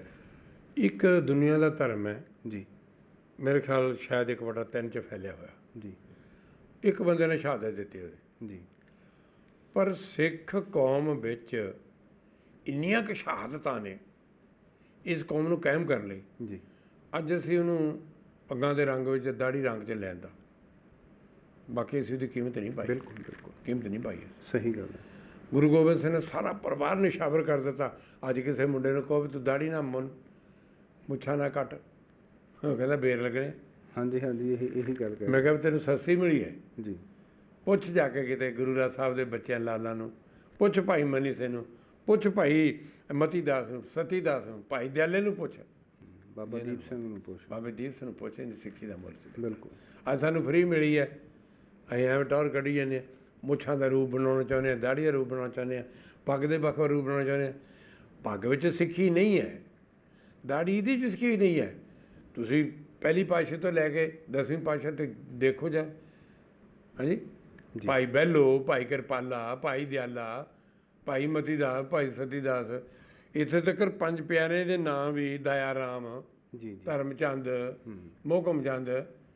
ਠੀਕ ਹੈ, ਗੁਰੂ ਸਾਹਿਬ ਨੇ ਉਹਨਾਂ 'ਚ ਐਨਰਜੀ ਜਿਹੜੀ ਆਪਣੀ ਊਰਜਾ ਭਰੀ, ਉਹਨਾਂ ਨੂੰ ਇੱਕ ਦਇਆ ਰਾਮ ਤੋਂ ਦਇਆ ਸਿੰਘ ਬਣਾਇਆ ਜੀ। ਔਰ ਤੁਸੀਂ ਕਿਤੇ ਪੰਥ ਪ੍ਰਕਾਸ਼, ਸ਼ਾਇਦ ਪੰਥ ਪ੍ਰਕਾਸ਼ ਹੈ ਕਿ ਸੂਰ ਪ੍ਰਕਾਸ਼ ਹੈ ਜੀ, ਉਹਨਾਂ ਨੇ ਧਰਮ ਜਿਹੜਾ ਦਇਆ ਰਾਮ ਹੈ ਉਹ ਗੁਰੂ ਗੋਬਿੰਦ ਸਿੰਘ ਮਹਾਰਾਜ ਨੂੰ ਕਹਿੰਦਾ, ਨਾਮ ਜਾਤ ਮਾਰੀ ਖੱਤਰੀ ਜੀ, ਕਾਮ ਮਾਰਾ ਤੋਲਨ ਤਕੜੀ, ਨੰਗੀ ਕਰਦ ਦੇਖ ਡਰ ਜਾਊਂ। ਹਾਂਜੀ, ਮੈਂ ਕਹਿੰਦਾ ਇਹਨਾਂ ਨੂੰ ਕਿੱਦਾਂ ਲੜੂਗਾ, ਮੈਂ ਤਾਂ ਨੰਗੀ ਕਰ ਦੋ, ਮੈਂ ਦੇਖ ਕੇ ਉਹ ਡਰਦਾ ਜੀ ਜੀ। ਪਰ ਜਦੋਂ ਗੁਰੂ ਗੋਬਿੰਦ ਸਿੰਘ ਮਹਾਰਾਜ ਦੀ ਕਿਰਪਾ ਹੋਈ ਅਤੇ ਗੁਰੂ ਸਾਹਿਬ ਨੇ ਸਿੱਖ ਪੈਦਾ ਕੀਤੇ ਜਿਹਦਾ ਸਵਾ ਸਵਾ ਲੱਖ ਨਾਲ ਕੇ ਲੜਨ ਲਈ ਤਿਆਰ। ਸਹੀ ਗੱਲ ਹੈ। ਜਾਨੀ ਗੁਰੂ ਸਾਹਿਬ ਨੇ ਬੜੀ ਵੱਡੀ ਇਨਸਪੀਰੇਟ ਕੀਤੀ ਹੈ। ਅੱਜ ਦਾ ਸਿੱਖ ਮੈਂ ਸਮਝਦਾ ਨਾ ਤਾਂ ਅਸੀਂ ਗੁਰੂ ਗ੍ਰੰਥ ਸਾਹਿਬ ਨੂੰ ਠੀਕ ਸਮਝ ਸਕੇ, ਬਿਲਕੁਲ, ਜੇ ਸਹੀ ਪੁੱਛੋ ਤਾਂ, ਨਾ ਅਸੀਂ ਗੁਰੂ ਸਾਹਿਬ ਦੀਆਂ ਕੁਰਬਾਨੀਆਂ ਦਾ ਸਹੀ ਮੁੱਲ ਪਾ ਰਹੇ ਹਾਂ ਜੀ। ਇਹ ਮੁੱਲ ਪੈਦਾ ਹੋਣਾ ਸੀ ਆਪਣਾ ਆਪ ਬਣਾ ਕੇ, ਤੇ ਆਪਣਾ ਆਪ ਸਾਡਾ ਗੁਆਚਾ ਹੋਇਆ ਜੀ। ਸ਼ਾਮ ਨੂੰ ਤਾਂ ਲੋਟਾ ਪੀਣਾ ਜੀ, ਸਵੇਰੇ ਉੱਠ ਕੇ ਗੁਰਦੁਆਰੇ ਪ੍ਰਧਾਨਗੀ ਕਰਨੀ ਹੈ ਜੀ। ਉਹ ਕਿੱਦਾਂ ਕੰਮ ਚੱਲੂਗੀ? ਹਾਂ, ਇਹ ਵੀ ਜਦ ਤੱਕ ਜੀਵਨ ਨਹੀਂ ਬਣਦਾ, ਹਾਂ, ਜੀਵਨ ਨਹੀਂ ਹੈ। ਮੈਂ ਇਹ ਨਹੀਂ ਕਹਿੰਦਾ ਵੀ ਸੰਤ ਦਾ ਜੀਵਨ ਹੈ, ਜਦ ਤੱਕ ਸੰਤ ਦਾ ਜੀਵਨ ਵੀ ਨਹੀਂ ਬਣਦਾ ਕੋਈ ਫਾਇਦਾ ਨਹੀਂ ਹੈ। ਹਾਂ, ਸੰਤ ਨਹੀਂ। ਜੀਵਨ ਬਣੇਗਾ ਤਾਂ ਦੂਸਰੇ 'ਤੇ ਪ੍ਰਭਾਵ ਹੋਏਗਾ ਤਾਂ ਉਹ ਕਰੇਗਾ। ਘਾਟ ਇੱਧਰ ਵੀ ਆਈ ਹੈ। ਜੀ ਜੀ। ਤੇ ਮੈਂ ਇੱਕ ਗੱਲ ਬੜੇ ਫਕਰ ਨਾਲ ਕਹਿਣੀ ਚਾਹਾਂਗਾ ਵੀ ਅਗਰ ਉਸ ਸਮਾਜ ਨੂੰ ਅਸੀਂ ਦੇਖਣਾ ਚਾਹੁੰਦੇ ਹਾਂ, ਲੋੜਨਾ ਚਾਹੁੰਦੇ ਹਾਂ ਵੀ ਉਹ ਸਮਾਜ ਆ ਜਾਏ, ਜੀ, ਤਾਂ ਹਰ ਬੰਦੇ ਨੂੰ ਆਪਣੇ ਜੀਵਨ ਵੱਲ ਪਰ ਦੇਖਣਾ ਪਏਗਾ। ਜੀ ਜੀ। ਅਸੀਂ ਦੂਸਰੇ 'ਤੇ ਬਹੁਤ ਜਲਦੀ ਉਂਗਲ ਚੁੱਕ ਦਿੰਦੇ ਹਾਂ। ਬਿਲਕੁਲ ਬਿਲਕੁਲ। ਤੇ ਜਦੋਂ ਅਸੀਂ ਆਪ ਦੇਖਦੇ ਹਾਂ ਤੇ ਅਸੀਂ ਆਪਣੇ ਬਾਰੇ ਨਹੀਂ ਸੋਚਦੇ ਵੀ ਸਾਡੇ 'ਚ ਕਿੰਨੇ ਔਗਣ ਆ, ਕਿੰਨੀਆਂ ਸਾਡੇ 'ਚ ਬੁਰਾਈਆਂ ਨੇ। ਅਸੀਂ ਦੂਸਰੇ ਦੀ ਛੋਟੀ ਜਿਹੀ ਗਲਤੀ ਨੂੰ ਬਹੁਤ ਉਛਾਲਦੇ ਹਾਂ। ਅੱਜ ਸੋਸ਼ਲ ਮੀਡੀਆ ਦਾ ਯੁੱਗ ਆ। ਹਰ ਬੰਦਾ, ਜੇ ਅਸੀਂ ਉਹਨੂੰ 'ਤੇ ਦੇਖੀਏ, ਹਰ ਬੰਦਾ ਹਰ ਬੰਦੇ ਦੀ ਤਾਰੀਫ ਦੀ ਬਜਾਏ ਉਹਦੇ ਔਗਣਾਂ ਨੂੰ ਉਛਾਲ ਰਿਹਾ, ਉਹਦੇ ਗੁਣਾਂ ਦਾ ਕੋਈ ਵਰਣਨ ਨਹੀਂ ਕਰ ਰਿਹਾ। ਹਰ ਬੰਦਾ ਇੱਕ ਦੂਸਰੇ ਨੂੰ ਮਾੜਾ ਬੋਲੀ ਜਾ ਰਿਹਾ, ਗਲਤ ਬੋਲੀ ਜਾ ਰਿਹਾ। ਇਹ ਸਿੱਖ ਦਾ ਧਰਮ ਨਹੀਂ, ਸਿੱਖ ਦਾ ਕਰਮ ਨਹੀਂ, ਔਰ ਸਿੱਖ ਲਈ ਗੁਰੂ ਨਾਨਕ ਪਾਤਸ਼ਾਹ ਦੀ ਸੋਚ ਨਹੀਂ ਹੈ ਕਿ ਤੂੰ ਇਹ ਕੰਮ ਕਰ। ਪਰ ਅੱਜ ਇਹ ਸਾਰਾ ਕੁਝ ਵਾਪਰ ਰਿਹਾ। ਇੱਕ ਦੇਖੋ, ਮੈਂ ਹੋਰ ਤੁਹਾਨੂੰ ਉਦਾਹਰਨ ਦੇਣੀ ਚਾਹੁੰਦਾ ਜੀ। ਸਮਾਜ ਵਿੱਚ 4 ਪ੍ਰਕਾਰ ਦੇ ਵਾਦ ਚੱਲੇ ਜੀ। ਵਾਦ ਵਿਵਾਦ, ਜੀ, ਵਤੰਡਾਵਾਦ, ਜਾਲਪਾਵਾਦ, ਹੇਤਵਾਦ। ਜੀ। ਪਰੰਤੂ ਗੁਰੂ ਨਾਨਕ ਦੇਵ ਜੀ ਦੇ ਜੀਵਨ ਵਿੱਚ ਸੰਵਾਦ ਆਇਆ। ਵਾਹ। ਬਾਕੀ ਵਾਦ ਕੋਈ ਨਹੀਂ ਜੀ, ਹੈ, ਜੀ। ਨਾ ਵਤੰਡਾਵਾਦ, ਨਾ ਜਾਲਪਾਵਾਦ, ਨਾ ਆਪਾਵਾਦ। ਜੀ। ਹੇਤਵਾਦ ਹੁੰਦਾ ਆਪਣੀ ਗੱਲ ਹੀ ਠੀਕ ਦੱਸਣੀ, ਦੂਜੇ ਦੀ ਨਹੀਂ। ਜੀ ਜੀ। ਵਤੰਡਾਵਾਦ ਇੱਦਾਂ ਵੀ ਸਾਰੇ ਜਣੇ ਜਿੰਨੇ ਕਮਰੇ 'ਚ ਬੈਠੇ ਬੋਲੀ ਜਾਓ, ਕੋਈ ਸਿਧਾਂਤ ਦੀ ਗੱਲ ਨਹੀਂ ਕਰਨੀ। ਜੀ ਜੀ। ਜਿਹੜਾ ਜਾਲਪਾਵਾਦ ਹੈ, ਜਿੱਦਾਂ ਪਾਣੀ ਵਿੱਚ ਡੰਡਾ ਮਾਰੋ, ਕੁਝ ਪਾਣੀ ਉੱਪਰ ਨੂੰ ਉੱਭਰਿਆ, ਕੋਈ ਲਹਿਰਾਂ ਬਣੀਆਂ, ਮੁੜ ਕੇ ਉਹ ਲਹਿਰਾਂ ਸਮੋ ਗਈਆਂ ਉੱਥੇ। ਸਿਧਾਂਤਹੀਨ ਜੀ। ਵਾਦ ਵਿਵਾਦ ਵਿੱਚ ਕੁਝ ਨਹੀਂ ਕੁਝ ਸਿਧਾਂਤ ਦੀ ਪ੍ਰਾਪਤੀ ਹੁੰਦੀ ਹੈ, ਕੋਈ ਸਿੱਧ ਹੋ ਜਾਂਦਾ, ਜੀ। ਪਰੰਤੂ ਜੇ ਸੁਹਿਰਦਤ ਹੋਵੇ ਤਦ। ਪਰੰਤੂ ਗੁਰੂ ਨਾਨਕ ਦੇਵ ਜੀ ਨੇ ਸਾਰੇ ਵਿਵਾਦਾਂ ਨੂੰ ਛੱਡ ਕੇ ਉਹਨਾਂ ਨੇ ਇੱਕ ਸੰਵਾਦ ਦਾ ਪੱਲਾ ਪਕੜਿਆ। ਚਾਹੇ ਉਹਨਾਂ ਨੇ ਜੋਗੀਆਂ ਨਾਲ ਸੰਵਾਦ ਕੀਤਾ, ਚਾਹੇ ਕਾਜ਼ੀਆਂ ਨਾਲ ਸੰਵਾਦ ਕੀਤਾ, ਚਾਹੇ ਉਹਨਾਂ ਨੇ ਰਾਜਿਆਂ ਨਾਲ ਸੰਵਾਦ ਕੀਤਾ, ਜਿੱਥੇ ਵੀ ਕੀਤਾ ਉਹਨਾਂ ਨੇ ਸੰਵਾਦ, ਯਾਨੀ ਸਾਹਿਤ ਦਲੀਲ ਦੇ, ਸਾਹਿਤ ਪ੍ਰੇਮ ਦੇ, ਔਰ ਸਾਹਿਤ ਇੱਕ ਸੁਹਿਰਦਤ ਤਰੀਕੇ ਨਾਲ ਕੀਤਾ। ਜੀ। ਔਰ ਅਸੀਂ ਜਿਹੜੀ ਆਪ ਜੀ ਨੇ ਗੱਲ ਕੀਤੀ, ਅਸੀਂ ਸੰਸਾਰ ਦੇ ਜਿੰਨੇ ਵੀ ਧਰਮ ਆ, ਵੱਡੇ ਧਰਮ ਆ, ਉਹਨਾਂ ਦਾ ਅਧਿਐਨ ਕਰ ਲਈਏ, ਉਹਨਾਂ ਨੂੰ ਵਾਚ ਲਈਏ, ਉਹਨਾਂ ਦੇ ਵਿੱਚ ਕਿਤੇ ਸੰਵਾਦ ਨਹੀਂ ਮਿਲਦਾ। ਕੇਵਲ ਗੁਰੂ ਨਾਨਕ ਪਾਤਸ਼ਾਹ ਦੇ ਜੋ ਧਰਮ ਹੈ, ਉਹਨਾਂ ਦੀ ਵਿਚਾਰਧਾਰਾ, ਉਹਦੇ ਵਿੱਚ ਇਹ ਸੰਵਾਦ ਮਿਲਦਾ। ਕਿਤੇ ਸੰਵਾਦ ਨਹੀਂ ਮਿਲਦਾ। ਬੇਸ਼ੱਕ ਦੀ ਤੁਸੀਂ ਜਿਹੜਾ ਮਰਜ਼ੀ ਧਰਮ ਪੜ੍ਹ ਲਓ, ਅਧਿਐਨ ਕਰ ਲਓ, ਉਹਦੇ 'ਚ ਸੰਵਾਦ ਨਹੀਂ ਮਿਲਦਾ। ਕੇਵਲ ਗੁਰੂ ਨਾਨਕ ਦੇ ਵਿਚਾਰਾਂ ਦੇ ਵਿੱਚ, ਉਹਨਾਂ ਦੀ ਬਾਣੀ ਦੇ ਵਿੱਚ ਸੰਵਾਦ ਮਿਲਦਾ ਵੀ ਮੈਂ ਆਹ ਗੱਲ ਕਹਿ ਰਿਹਾ। ਅਤੇ ਉਸ ਤੋਂ ਜੇ ਤੁਹਾਡੇ ਕੋਲ ਕੋਈ ਅੱਗੇ ਗੱਲ ਹੈ ਤਾਂ ਤੁਸੀਂ ਕਹੋ। ਸਾਡੇ ਕੋਲ ਗਿਆਨ ਹੁੰਦਾ ਨਹੀਂ, ਅਸੀਂ ਤਾਂ ਅਗਲੇ ਦੇ ਡਾਂਗ ਮਾਰਨ ਜਾਂਦੇ। ਅਸੀਂ ਕਹਿੰਦੇ ਤੂੰ ਇੱਦਾਂ ਕਿਹਾ ਅਤੇ ਕਿਹਾ ਕਿਉਂ? ਕਿਉਂਕਿ ਸਾਡੇ ਕੋਲ ਖੁਦ ਗਿਆਨ ਨਹੀਂ ਹੈ। ਤੋ ਇਹ ਬਹੁਤ ਵਧੀਆ ਗੱਲ ਆਪ ਜੀ ਨੇ ਦੱਸੀ ਆ ਕਿ ਜਿਹੜਾ ਸੰਵਾਦ ਹੈ, ਗੁਰੂ ਨਾਨਕ ਪਾਤਸ਼ਾਹ ਦੇ ਵਿਚਾਰਧਾਰਾ ਦੇ ਵਿੱਚ, ਬਾਣੀ ਦੇ ਵਿੱਚ ਸੰਵਾਦ ਹੈ, ਵਾਦ ਵਿਵਾਦ ਨਹੀਂ ਹੈ। ਅੱਜ ਅਸੀਂ ਵਾਦ ਵਿਵਾਦ ਦੇ ਝਗੜੇ 'ਚ ਪਏ ਹੋਏ ਹਾਂ। ਕੋਈ ਤੇ ਅੰਮ੍ਰਿਤ ਦੇ ਉੱਤੇ ਕਿੰਤੂ ਕਰ ਰਿਹਾ, ਕੋਈ ਸਰੋਵਰਾਂ ਦੇ ਉੱਪਰ ਕਿੰਤੂ ਕਰ ਰਿਹਾ, ਕੋਈ ਵਸਤਰਾਂ ਦੇ ਉੱਪਰ ਕਿੰਤੂ ਕਰ ਰਿਹਾ, ਕੋਈ ਦਸਤਾਰਾਂ ਦੇ ਰੰਗਾਂ ਦੇ ਉੱਤੇ ਕਿੰਤੂ ਕਰ ਰਿਹਾ, ਕੋਈ ਉੱਠਣ ਬੈਠਣ 'ਤੇ ਕਿੰਤੂ ਕਰ ਰਿਹਾ, ਕੋਈ ਬਾਣੀ ਪੜ੍ਹਨ 'ਤੇ ਕਿੰਤੂ ਕਰ ਰਿਹਾ। ਬਹੁਤ ਸਾਰੇ ਬਾਣੀਆਂ 'ਤੇ ਕਿੰਤੂ ਕਰ ਰਹੇ ਨੇ ਜੀ, ਆਹ ਨਹੀਂ ਪੜ੍ਹਨੀ, ਨਿਤਨੇਮ ਦੀ ਬਾਣੀ ਨਹੀਂ, ਆਹ ਨਹੀਂ ਕਰਨਾ। ਅਸੀਂ ਇਸ ਕੰਮ ਲਈ ਥੋੜ੍ਹੀ ਹਾਂ। ਸਿੱਖ ਦਾ ਕੰਮ ਹੈ ਸੰਵਾਦ ਕਰਨਾ, ਵਿਵਾਦ ਕਰਨਾ ਨਹੀਂ। ਅਤੇ 2000 ਵਿੱਚ ਸ਼ਾਇਦ ਇੱਕ ਅਕਾਲ ਤਖਤ ਦੀ ਮੀਟਿੰਗ ਚੱਲ ਰਹੀ, ਦਾਸ ਵੀ ਵਿੱਚ ਸੀ ਮੀਟਿੰਗ ਬੈਠਾ ਜੀ। ਤਾਂ ਉਦੋਂ ਦਸਮ ਗ੍ਰੰਥ ਦਾ ਵਿਵਾਦ ਚੱਲਿਆ ਸੀ ਜੀ। ਅਤੇ ਸ਼ਾਇਦ ਵਿਦਾਂਤੀ ਸੀਗੇ, ਮੈਂ ਇਹਨਾਂ ਨੂੰ ਕਿਹਾ ਵੀ ਇੱਕ ਮਤਾ ਪਾਸ ਕਰ ਦਿਓ ਜੀ ਵੀ ਦਸਮ ਗ੍ਰੰਥ ਦੇ ਸੰਬੰਧ ਵਿੱਚ ਕੋਈ ਵੀ ਵਿਚਾਰ ਵਿਅਕਤ ਨਾ ਕਰੇ, ਉਲਟ ਪੁਲਟ ਕੋਈ ਨਾ ਕਰੇ। ਜੀ। ਇੱਕ 5 ਜਾਂ 7 ਜਾਂ 10 ਜਿਹੜੇ ਵਿਦਵਾਨ ਹੈ, ਜੀ, ਜਿਹੜੇ ਸਕਾਲਰ ਹੈ, ਜੀ, ਜੀ, ਉਹਨਾਂ ਦੀ ਇੱਕ ਕਮੇਟੀ ਬਣਾ ਦਿਓ। ਜੀ, ਜੀ, ਉਹਨਾਂ ਨੂੰ 6 ਮਹੀਨੇ ਦਿਓ, ਔਰ ਉਹ ਬੜਾ ਸੋਚ ਕੇ, ਸਮਝ ਕੇ, ਵਿਚਾਰ ਕੇ, ਹਰ ਪੱਖ ਤੋਂ, ਸਾਹਿਤਕ ਪੱਖ ਤੋਂ, ਰਾਜਨੀਤਿਕ ਪੱਖ ਤੋਂ, ਔਰ ਕਵਿਤਾ ਦੇ ਪੱਖ ਤੋਂ, ਹਰ ਜਿਹੜਾ ਪੱਖ ਵੀ ਉਹਨੂੰ ਚੰਗਾ ਲੱਗੇ, ਸੋਚ ਕੇ ਇੱਕ ਰਾਏ ਕਾਇਮ ਕਰਨ, ਔਰ ਸਿੱਖ ਪੰਥ ਨੂੰ ਮੰਨ ਲਵੇ। ਇਹ ਅਕਾਲ ਤਖਤ ਨੂੰ ਜਦੋਂ ਰਾਏ ਆਵੇ ਵਿਦਵਾਨਾਂ ਦੀ, ਉਹਨੂੰ ਵਿਚਾਰ ਕੇ ਉਹਨੂੰ ਮੰਨ ਲਵੇ। ਪਰ ਉਹ ਗੱਲ ਸਿਰੇ ਨਹੀਂ ਚੜੀ, ਕਿਉਂਕਿ ਉਹਦੇ ਟਾਈਮ 'ਚ ਇੱਕ ਕਿਤਾਬ ਆ ਗਈ ਦਸਮ ਗ੍ਰੰਥ ਦਾ ਲੇਖਕ ਕੌਣ ਜੀ, ਉਹਨੇ ਉਹ ਚਰਿੱਤਰਾਂ ਨੂੰ ਲੈ ਕੇ ਬੜਾ ਕੁਝ ਲਿਖਿਆ, ਔਰ ਮੈਂ ਵੀ ਪੜ੍ਹੀ ਉਹ। ਪਰ ਮੇਰਾ ਮਤਲਬ ਹੈ ਵੀ ਦੇਖੋ, ਇੱਕ ਸ਼ਹਿਦ ਦਾ ਬੜਾ ਸਾਰਾ ਉਹ ਡੁੰਮਣਾ ਲੱਗਿਆ ਨੂੰ, ਜਾਂ ਸ਼ਹਿਦ ਦੀਆਂ ਮੱਖੀਆਂ ਲੱਗੀਆਂ। ਆਪਾਂ ਨੂੰ ਸ਼ਹਿਦ ਚਾਹੀਦਾ ਜੀ ਜੀ। ਜੇ ਸਾਨੂੰ ਥੋੜ੍ਹਾ ਜਿਹਾ ਅਕਲ ਬੁੱਧੀ ਕੰਮ ਆਉਂਦੀ ਹੈ ਵੀ ਸ਼ਹਿਦ ਕਿੱਦਾਂ ਚੋਣਾ, ਤਾਂ ਅਸੀਂ ਉਨਾ ਕੁ ਥਾਂ ਜਿਹਦੇ 'ਚ ਸ਼ਹਿਦ ਹੋਵੇ, ਮੱਖੀਆਂ ਨੂੰ ਪਰੇ ਕਰਕੇ ਸ਼ਹਿਦ ਚੋ ਲਈਏ ਤਾਂ ਸ਼ਹਿਦ ਖਾ ਲਈਏ ਜੀ ਜੀ। ਜੇ ਅਸੀਂ ਪਹਿਲਾਂ ਉਹਨੂੰ ਡੰਡਾ ਮਾਰ ਦਈਏ ਜਾਂ ਬੱਟਾ ਮਾਰ ਦਈਏ ਤਾਂ ਡੁੰਮਣਾ ਤਾਂ ਲੜੇਗਾ ਹੀ। ਸਾਡੇ ਅੱਜ ਦੇ ਲੋਕਾਂ ਵਿੱਚ ਡੁੰਮਣਾ ਲੜਾਉਣ ਦੀ ਆਦਤ ਹੈ, ਸ਼ਹਿਦ ਚੋਣ ਦੀ ਆਦਤ ਨਹੀਂ ਹੈ। ਸ਼ਹਿਦ ਨਹੀਂ ਕੁਝ ਬਿਨਾ ਚਾਹੁੰਦਾ, ਬਿਲਕੁਲ ਬਿਲਕੁਲ। ਕੋਈ ਕੰਮ ਵੀ ਹੈ ਨਾ, ਯਾਨੀ ਮੈਨੂੰ ਬੜਾ ਦੁੱਖ ਹੁੰਦਾ ਭਈ ਹਿੰਦੂ ਮੱਤ ਵਿੱਚ 33 ਕਰੋੜ, ਪਹਿਲਾਂ 33 ਦੇਵਤੇ ਸੀ, ਵੀ 33 ਕਰੋੜ ਦੇਵਤਿਆਂ ਦਾ ਜ਼ਿਕਰ ਆ ਗਿਆ ਜੀ ਜੀ। 33 ਕਰੋੜ ਦੇਵਤਿਆਂ ਨੂੰ ਮੰਨ ਕੇ ਵੀ ਹਿੰਦੂ ਇੱਕ ਹਿੰਦੂ ਹੈ ਜੀ। ਅਖੀਰ ਸ਼ਿਵਲਿੰਗ 'ਤੇ ਆ ਕੇ ਪਾਣੀ ਪਾਤਾ, ਕਿਸੇ ਨੂੰ ਪ੍ਰੰਤੂ ਕੰਤੂ ਕੁਝ ਨਹੀਂ ਹੈ। ਡਾਕਟਰ, ਫਿਲੋਸਫਰ, ਪ੍ਰਿੰਸੀਪਲ, ਮੈਜਿਸਟ੍ਰੇਟ ਕੋਈ ਵੀ ਹੈ, ਉੱਥੇ ਆਣ ਕੇ ਹੋ ਗਿਆ। ਸਿੱਖਾਂ ਕੋਲ ਗਿਆਨ ਦਾ ਖਜ਼ਾਨਾ ਹੈ, ਐਡਾ ਵੱਡਾ ਗੁਰਮਤਿ ਧਾਰਾ ਦਾ, ਵਿਚਾਰਧਾਰਾ ਦਾ ਮੁਜੱਸ ਚੱਲ ਰਿਹਾ, ਚਸ਼ਮਾ ਵਗ ਰਿਹਾ।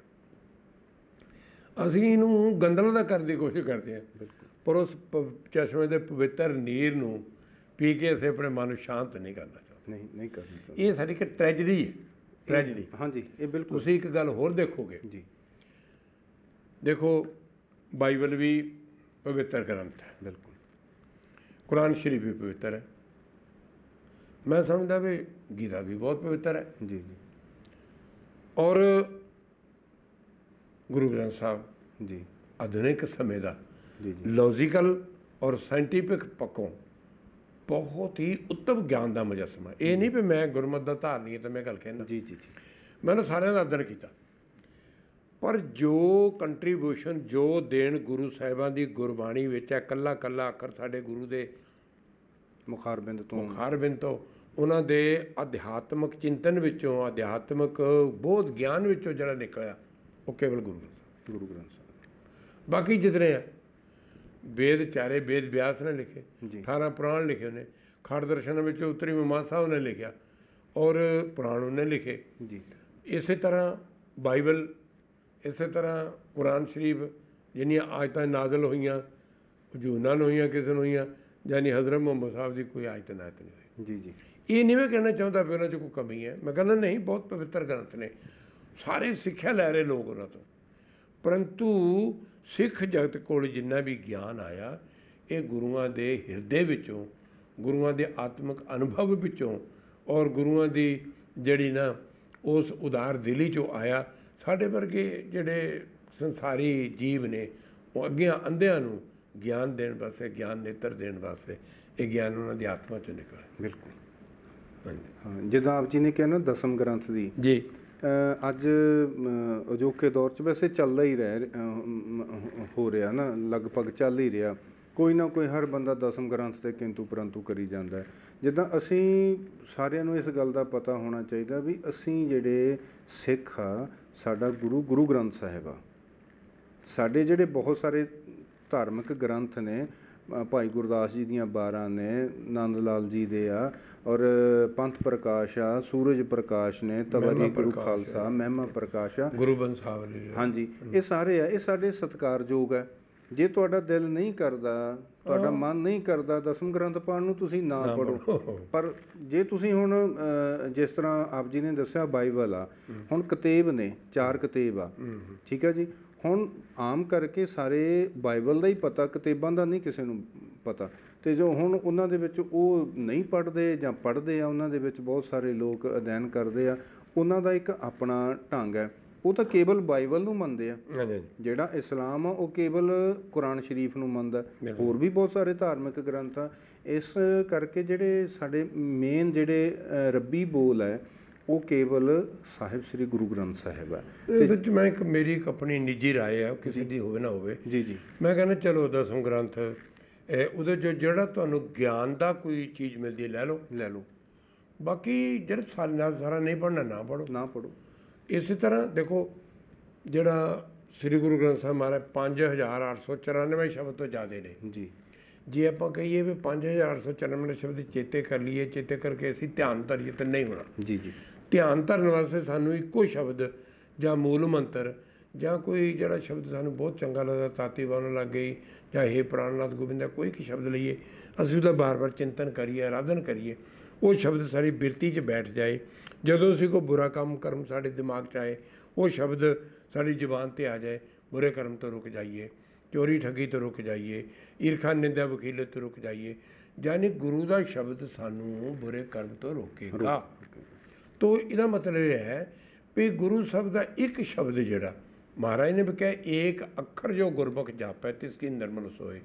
ਗੁਰੂ ਦੀ ਸਾਰੀ ਬਾਣੀ ਸਾਡੀ ਵਿਵੇਕ ਬੁੱਧੀ ਬਣਾਉਣ ਵਾਸਤੇ ਹੈ, ਨਿਰਮਲ ਬੁੱਧੀ ਬਣਾਉਣ ਵਾਸਤੇ ਹੈ, ਔਰ ਸਾਨੂੰ ਸਹੀ ਮਾਰਗ ਦੱਸ ਕੇ ਤਾਂ ਮੁਕਤੀ ਦੇ ਪੱਥ 'ਤੇ ਲਿਜਾਣ ਵਾਲੀ। ਬਿਲਕੁਲ ਜੀ, ਇਹ ਆਪ ਜੀ ਦਾ ਬਿਲਕੁਲ ਵਿਚਾਰ ਦਰੁਸਤ ਹੈ, ਔਰ ਇਹ ਸੋਚ ਤਦੇ ਬਣੇਗੀ ਜੇ ਅਸੀਂ ਸੰਗਤ ਕਰਾਂਗੇ। ਹਾਂ, ਸੰਗਤ ਕਰਾਂਗੇ ਔਰ ਅਭਿਆਸ ਕਰਾਂਗੇ। ਅਭਿਆਸ ਕਰਾਂਗੇ ਔਰ ਚੰਗੇ ਪੁਰਖਾਂ ਦੀ ਸੰਗਤ ਕਰਾਂਗੇ। ਜਿਸ ਤਰ੍ਹਾਂ ਆਪ ਜੀ ਨੇ ਵਿੱਚ ਵਿਚਾਰ ਕੀਤੀ ਨਾ, ਜਦੋਂ ਕੋਈ ਨਿੰਦਕ ਜਾਂ ਨਿੰਦਿਆ ਕਰਨ ਵਾਲਾ ਜਾਂ ਬਾਣੀ ਤੇ ਉਹਦੀ ਵਿਆਖਿਆ ਗਲਤ ਕਰਨ ਵਾਲਾ ਜਾਂ ਕਿਸੇ ਸਾਡੇ ਧਾਰਮਿਕ ਗ੍ਰੰਥ ਨੂੰ ਗਲਤ ਕਹਿਣ ਵਾਲਾ, ਤੇ ਜਦੋਂ ਸੰਗਤ ਇਹ ਗੱਲ ਕਹਿ ਦੇਵੇ, ਉਹਨਾਂ ਦੇ ਮਨ 'ਚ ਹੋਵੇ ਵੀ ਭਾਈ ਅਸੀਂ ਨਿੰਦਿਆ ਨਹੀਂ ਸੁਣਨੀ, ਤੇ ਅਸੀਂ ਸਾਨੂੰ ਜੇ ਸੁਣਾਉਣੀ ਤਾਂ ਗੁਰੂ ਦੀ ਗੱਲ ਸੁਣਾਓ।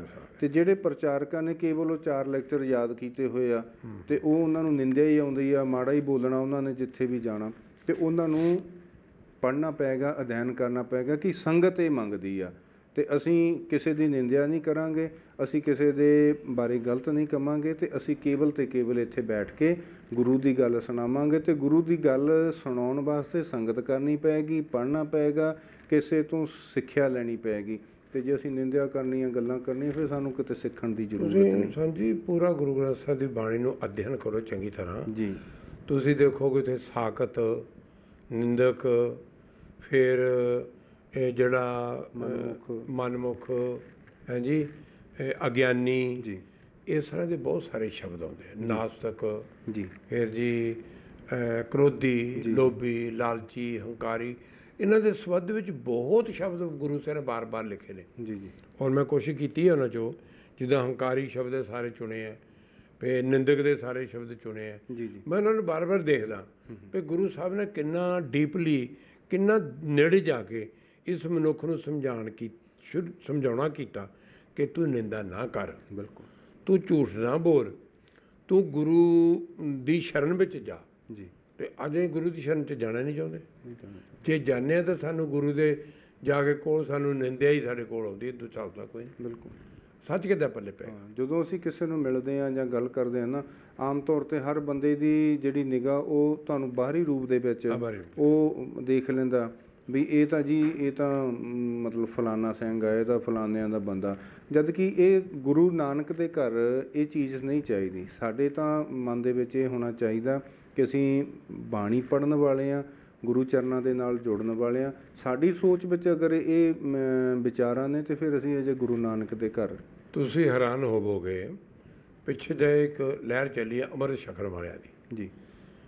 ਔਰ ਉਸ ਅੰਮ੍ਰਿਤ ਛਕਣ ਵਾਲਾ ਜਿਹੜਾ ਬੰਦਾ ਹੈ, ਜਿਹਨੇ ਉਸ ਸੰਸਥਾ ਜੋ ਜਾਂ ਉਸ ਸ਼੍ਰੇਣੀ ਤੋਂ ਉਸ ਅੰਮ੍ਰਿਤ ਛਕਿਆ, ਉਹ ਸੰਗਤ ਵਿੱਚ ਇਹ ਦੇਖਦਾ ਹੈ ਵੀ ਜਿਹਨੇ ਮੇਰੇ ਨਾਲ ਅੰਮ੍ਰਿਤ ਛਕਿਆ ਜਾਂ ਜਿਸ ਨੇ ਉਸ ਸੰਸਥਾ ਤੋਂ ਅੰਮ੍ਰਿਤ ਛਕਿਆ, ਉਹ ਕਿੰਨੇ ਬੰਦੇ ਆ। ਜੀ। ਜੇ 5 ਪਿਆਰਿਆਂ ਦਾ ਪ੍ਰਸ਼ਾਦ ਦੇਊਗਾ ਤਾਂ ਪਹਿਲਾਂ ਉਹਨਾਂ ਨੂੰ ਦੇਊਗਾ। ਜੀ। ਇਕੱਲੇ ਨੂੰ। ਅੱਛਾ। ਦੂਜੇ ਨੂੰ ਫੇਰ ਦੇਊਗਾ। ਕਿਸੇ ਨੂੰ ਪੁੱਛੋ ਵੀ ਤੂੰ ਅੰਮ੍ਰਿਤ ਛਕਿਆ? ਹਾਂ ਜੀ, ਮੈਂ ਤੇ ਉਹ ਫਲਾਨਿਆਂ ਤੋਂ ਛਕਿਆ, ਮੈਂ ਜੀ ਉਹ ਹਰੀਆਂ ਬੇਲਾਂ ਤੋਂ ਛਕਿਆ, ਮੈਂ ਕੇਸਗੜ੍ਹ ਤੋਂ ਛਕਿਆ, ਮੈਂ ਉਹ ਬਾਬੇ ਫਲਾਨੇ ਤੋਂ ਛਕਿਆ। ਮੈਂ ਇਹਨੂੰ ਪੁੱਛਦਾ, ਕਮਲਿਓ, ਅੰਮ੍ਰਿਤ ਤਾਂ ਗੁਰੂ ਦਾ ਹੈ। ਜੀ। ਤੁਸੀਂ ਕਦੇ ਕਹਿੰਦੇ ਹੋ ਵੀ ਅਸੀਂ ਗੁਰੂ ਦਾ ਅੰਮ੍ਰਿਤ ਛਕਿਆ? ਤੁਸੀਂ ਤਾਂ ਬੰਦਿਆਂ ਦਾ ਨਾਂ ਲੈ ਰਹੇ ਹੋ। ਬਿਲਕੁਲ। ਤੁਸੀਂ ਅੰਮ੍ਰਿਤ ਛਕਿਆ, ਤੁਸੀਂ ਇਹ ਕਹੋ ਵੀ ਅਸੀਂ ਤਾਂ ਗੁਰੂ ਗੋਬਿੰਦ ਸਿੰਘ ਮਹਾਰਾਜ ਨੇ ਜਿਹੜਾ ਅੰਮ੍ਰਿਤ ਤਿਆਰ ਕੀਤਾ ਸੀ ਉਹ ਛਕਿਆ। ਜਦੋਂ ਅਸੀਂ ਸਾਰੇ ਜਣੇ ਇੱਕੋ ਹੀ ਬਾਟੇ ਵਿੱਚੋਂ ਗੁਰੂ ਗੋਬਿੰਦ ਸਿੰਘ ਦੇ ਮਹਾਰਾਜ ਜੇ ਅੰਮ੍ਰਿਤ ਛਕਾਂਗੇ, ਸਾਨੂੰ ਫਿਰ ਦੂਜਾ ਕੋਈ ਦਿਸੇਗਾ ਨਹੀਂ। ਇਹੀ ਗੱਲਾਂ ਤਾਂ ਗੁਰੂ ਸਾਹਿਬ ਖਤਮ ਕਰਕੇ ਗਿਆ, ਉਹੀ ਪੱਲੇ ਬੰਨੀ, ਉਹੀ ਸਾਰਾ ਕੁਛ ਅਸੀਂ ਪੱਲੇ ਬੰਨ ਕੇ ਬੈਠੇ। ਹਾਂਜੀ ਹਾਂਜੀ ਹਾਂਜੀ। ਤੇ ਇਸ ਕਰਕੇ ਇਹ ਜਿਹੜੀਆਂ ਵਿਚਾਰਾਂ ਨੇ, ਇਹ ਸਾਨੂੰ ਸੇਧ ਦਿੰਦੀਆਂ ਨੇ, ਤੇ ਆਉਣ ਵਾਲੇ ਸਮੇਂ ਦੇ ਵਿੱਚ ਅਸੀਂ ਇਹਨਾਂ ਗੱਲਾਂ ਨੂੰ ਮੰਨ ਕੇ ਚੱਲਣਾ। ਨਾਲ ਨਾਲ ਜਿਵੇਂ ਨਿਰਮਲ ਸੰਪਰਦਾਇ ਦੀ ਵਿਚਾਰ ਚੱਲੀ ਸੀ ਕਿ ਨਿਰਮਲ ਸੰਪਰਦਾਇ ਦਾ ਪ੍ਰਚਾਰ ਦਾ, ਪ੍ਰਸਾਰ ਦਾ ਜਿਹੜਾ ਉਹ ਦੌਰ ਸੀ ਜਦੋਂ ਹਾਥੀ ਦੇ ਉੱਤੇ ਗੁਰੂ ਸਾਹਿਬ ਜੀ ਦਾ ਸਰੂਪ ਲੈ ਕੇ ਨਗਰਾਂ ਦੇ ਵਿੱਚ ਜਾ ਕੇ ਪਿੰਡ ਪਿੰਡ ਜਾ ਕੇ ਪ੍ਰਚਾਰ ਕਰਦੇ ਸੀ ਅਤੇ ਲੋਕਾਂ ਨੂੰ, ਬੱਚਿਆਂ ਨੂੰ ਸੰਥਿਆ ਦਿੱਤੀ ਜਾਂਦੀ ਸੀ ਕਿ ਭਾਈ ਤੁਸੀਂ ਸ਼ੁੱਧ ਬਾਣੀ ਪੜ੍ਹੋ।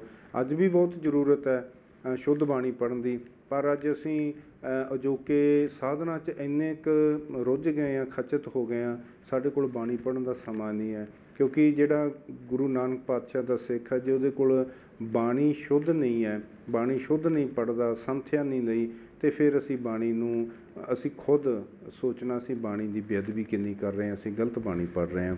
ਆਉਣ ਵਾਲੇ ਸਮੇਂ ਦੇ ਵਿੱਚ ਫਿਰ ਅਸੀਂ ਇਹੋ ਜਿਹੀਆਂ ਜਿਹੜੀਆਂ ਵਿਚਾਰਾਂ ਨੇ ਨਿਰਮਲ ਸੰਪਰਦਾ ਦੇ ਨਾਲ, ਜਿਸ ਤਰ੍ਹਾਂ ਮੈਂ ਅੱਗੇ ਵੀ ਦੱਸਿਆ ਕਿ ਬਹੁਤ ਸਾਰੇ ਉਹ ਲਹਿਰ ਜਦੋਂ ਅੰਗਰੇਜ਼ਾਂ ਦਾ ਟਾਈਮ ਸੀ, ਉਹਨਾਂ ਦੇ ਟਾਈਮ ਦੇ ਵਿੱਚ ਬੜੇ ਸਾਰੇ ਨਿਰਮਲੇ ਮਹਾਂਪੁਰਖਾਂ ਨੇ ਸ਼ਹੀਦੀਆਂ ਦਿੱਤੀਆਂ, ਅਤੇ ਉਸ ਦੌਰ ਦੇ ਵਿੱਚ ਉਹ ਲੜਾਈ ਵੀ ਲੜੇ ਕਿ ਸਾਡਾ ਜਿਹੜਾ ਹਿੰਦੁਸਤਾਨ ਆ ਇਹ ਆਜ਼ਾਦ ਹੋ ਜਾਵੇ। ਇਹੋ ਜਿਹੀਆਂ ਵਿਚਾਰਾਂ ਆਪਾਂ ਅਗਲੇ ਆਉਣ ਵਾਲੇ ਸਮੇਂ 'ਚ ਕਰਾਂਗੇ, ਅਤੇ ਮੈਂ ਮਹਾਂਪੁਰਖਾਂ ਦਾ ਜਿਹੜੇ ਆਪਣਾ ਬਹੁਤ ਕੀਮਤੀ ਵਕਤ ਜਿਨ੍ਹਾਂ ਨੇ ਸਾਡੇ ਨਾਲ ਸਾਂਝਾ ਕੀਤਾ, ਕੱਢਿਆ, ਔਰ ਬਹੁਤ ਹੀ ਵਧੀਆ ਵਿਚਾਰਾਂ ਸਾਡੇ ਨਾਲ ਉਹਨਾਂ ਨੇ ਸਾਂਝੀਆਂ ਕੀਤੀਆਂ, ਉਹਨਾਂ ਦਾ ਬਹੁਤ ਬਹੁਤ ਧੰਨਵਾਦ। ਆਪ ਜੀ ਦਾ ਬਹੁਤ ਬਹੁਤ ਧੰਨਵਾਦ, ਅਤੇ ਅਗਮ ਬਾਣੀ TV ਦੀ ਸਾਰੀ ਟੀਮ ਦਾ, ਜਿੰਨੇ ਵੀ ਨਾਲ ਇਸ ਦੇ ਵਿੱਚ ਆਪਣਾ ਯੋਗਦਾਨ ਪਾ ਰਿਹਾ, ਉਹਨਾਂ ਸਾਰਿਆਂ ਦਾ ਧੰਨਵਾਦ। ਬੁਲਾਓ ਫਤਿਹ। ਵਾਹਿਗੁਰੂ ਜੀ ਕਾ ਖਾਲਸਾ, ਵਾਹਿਗੁਰੂ ਜੀ ਕੀ ਫਤਿਹ।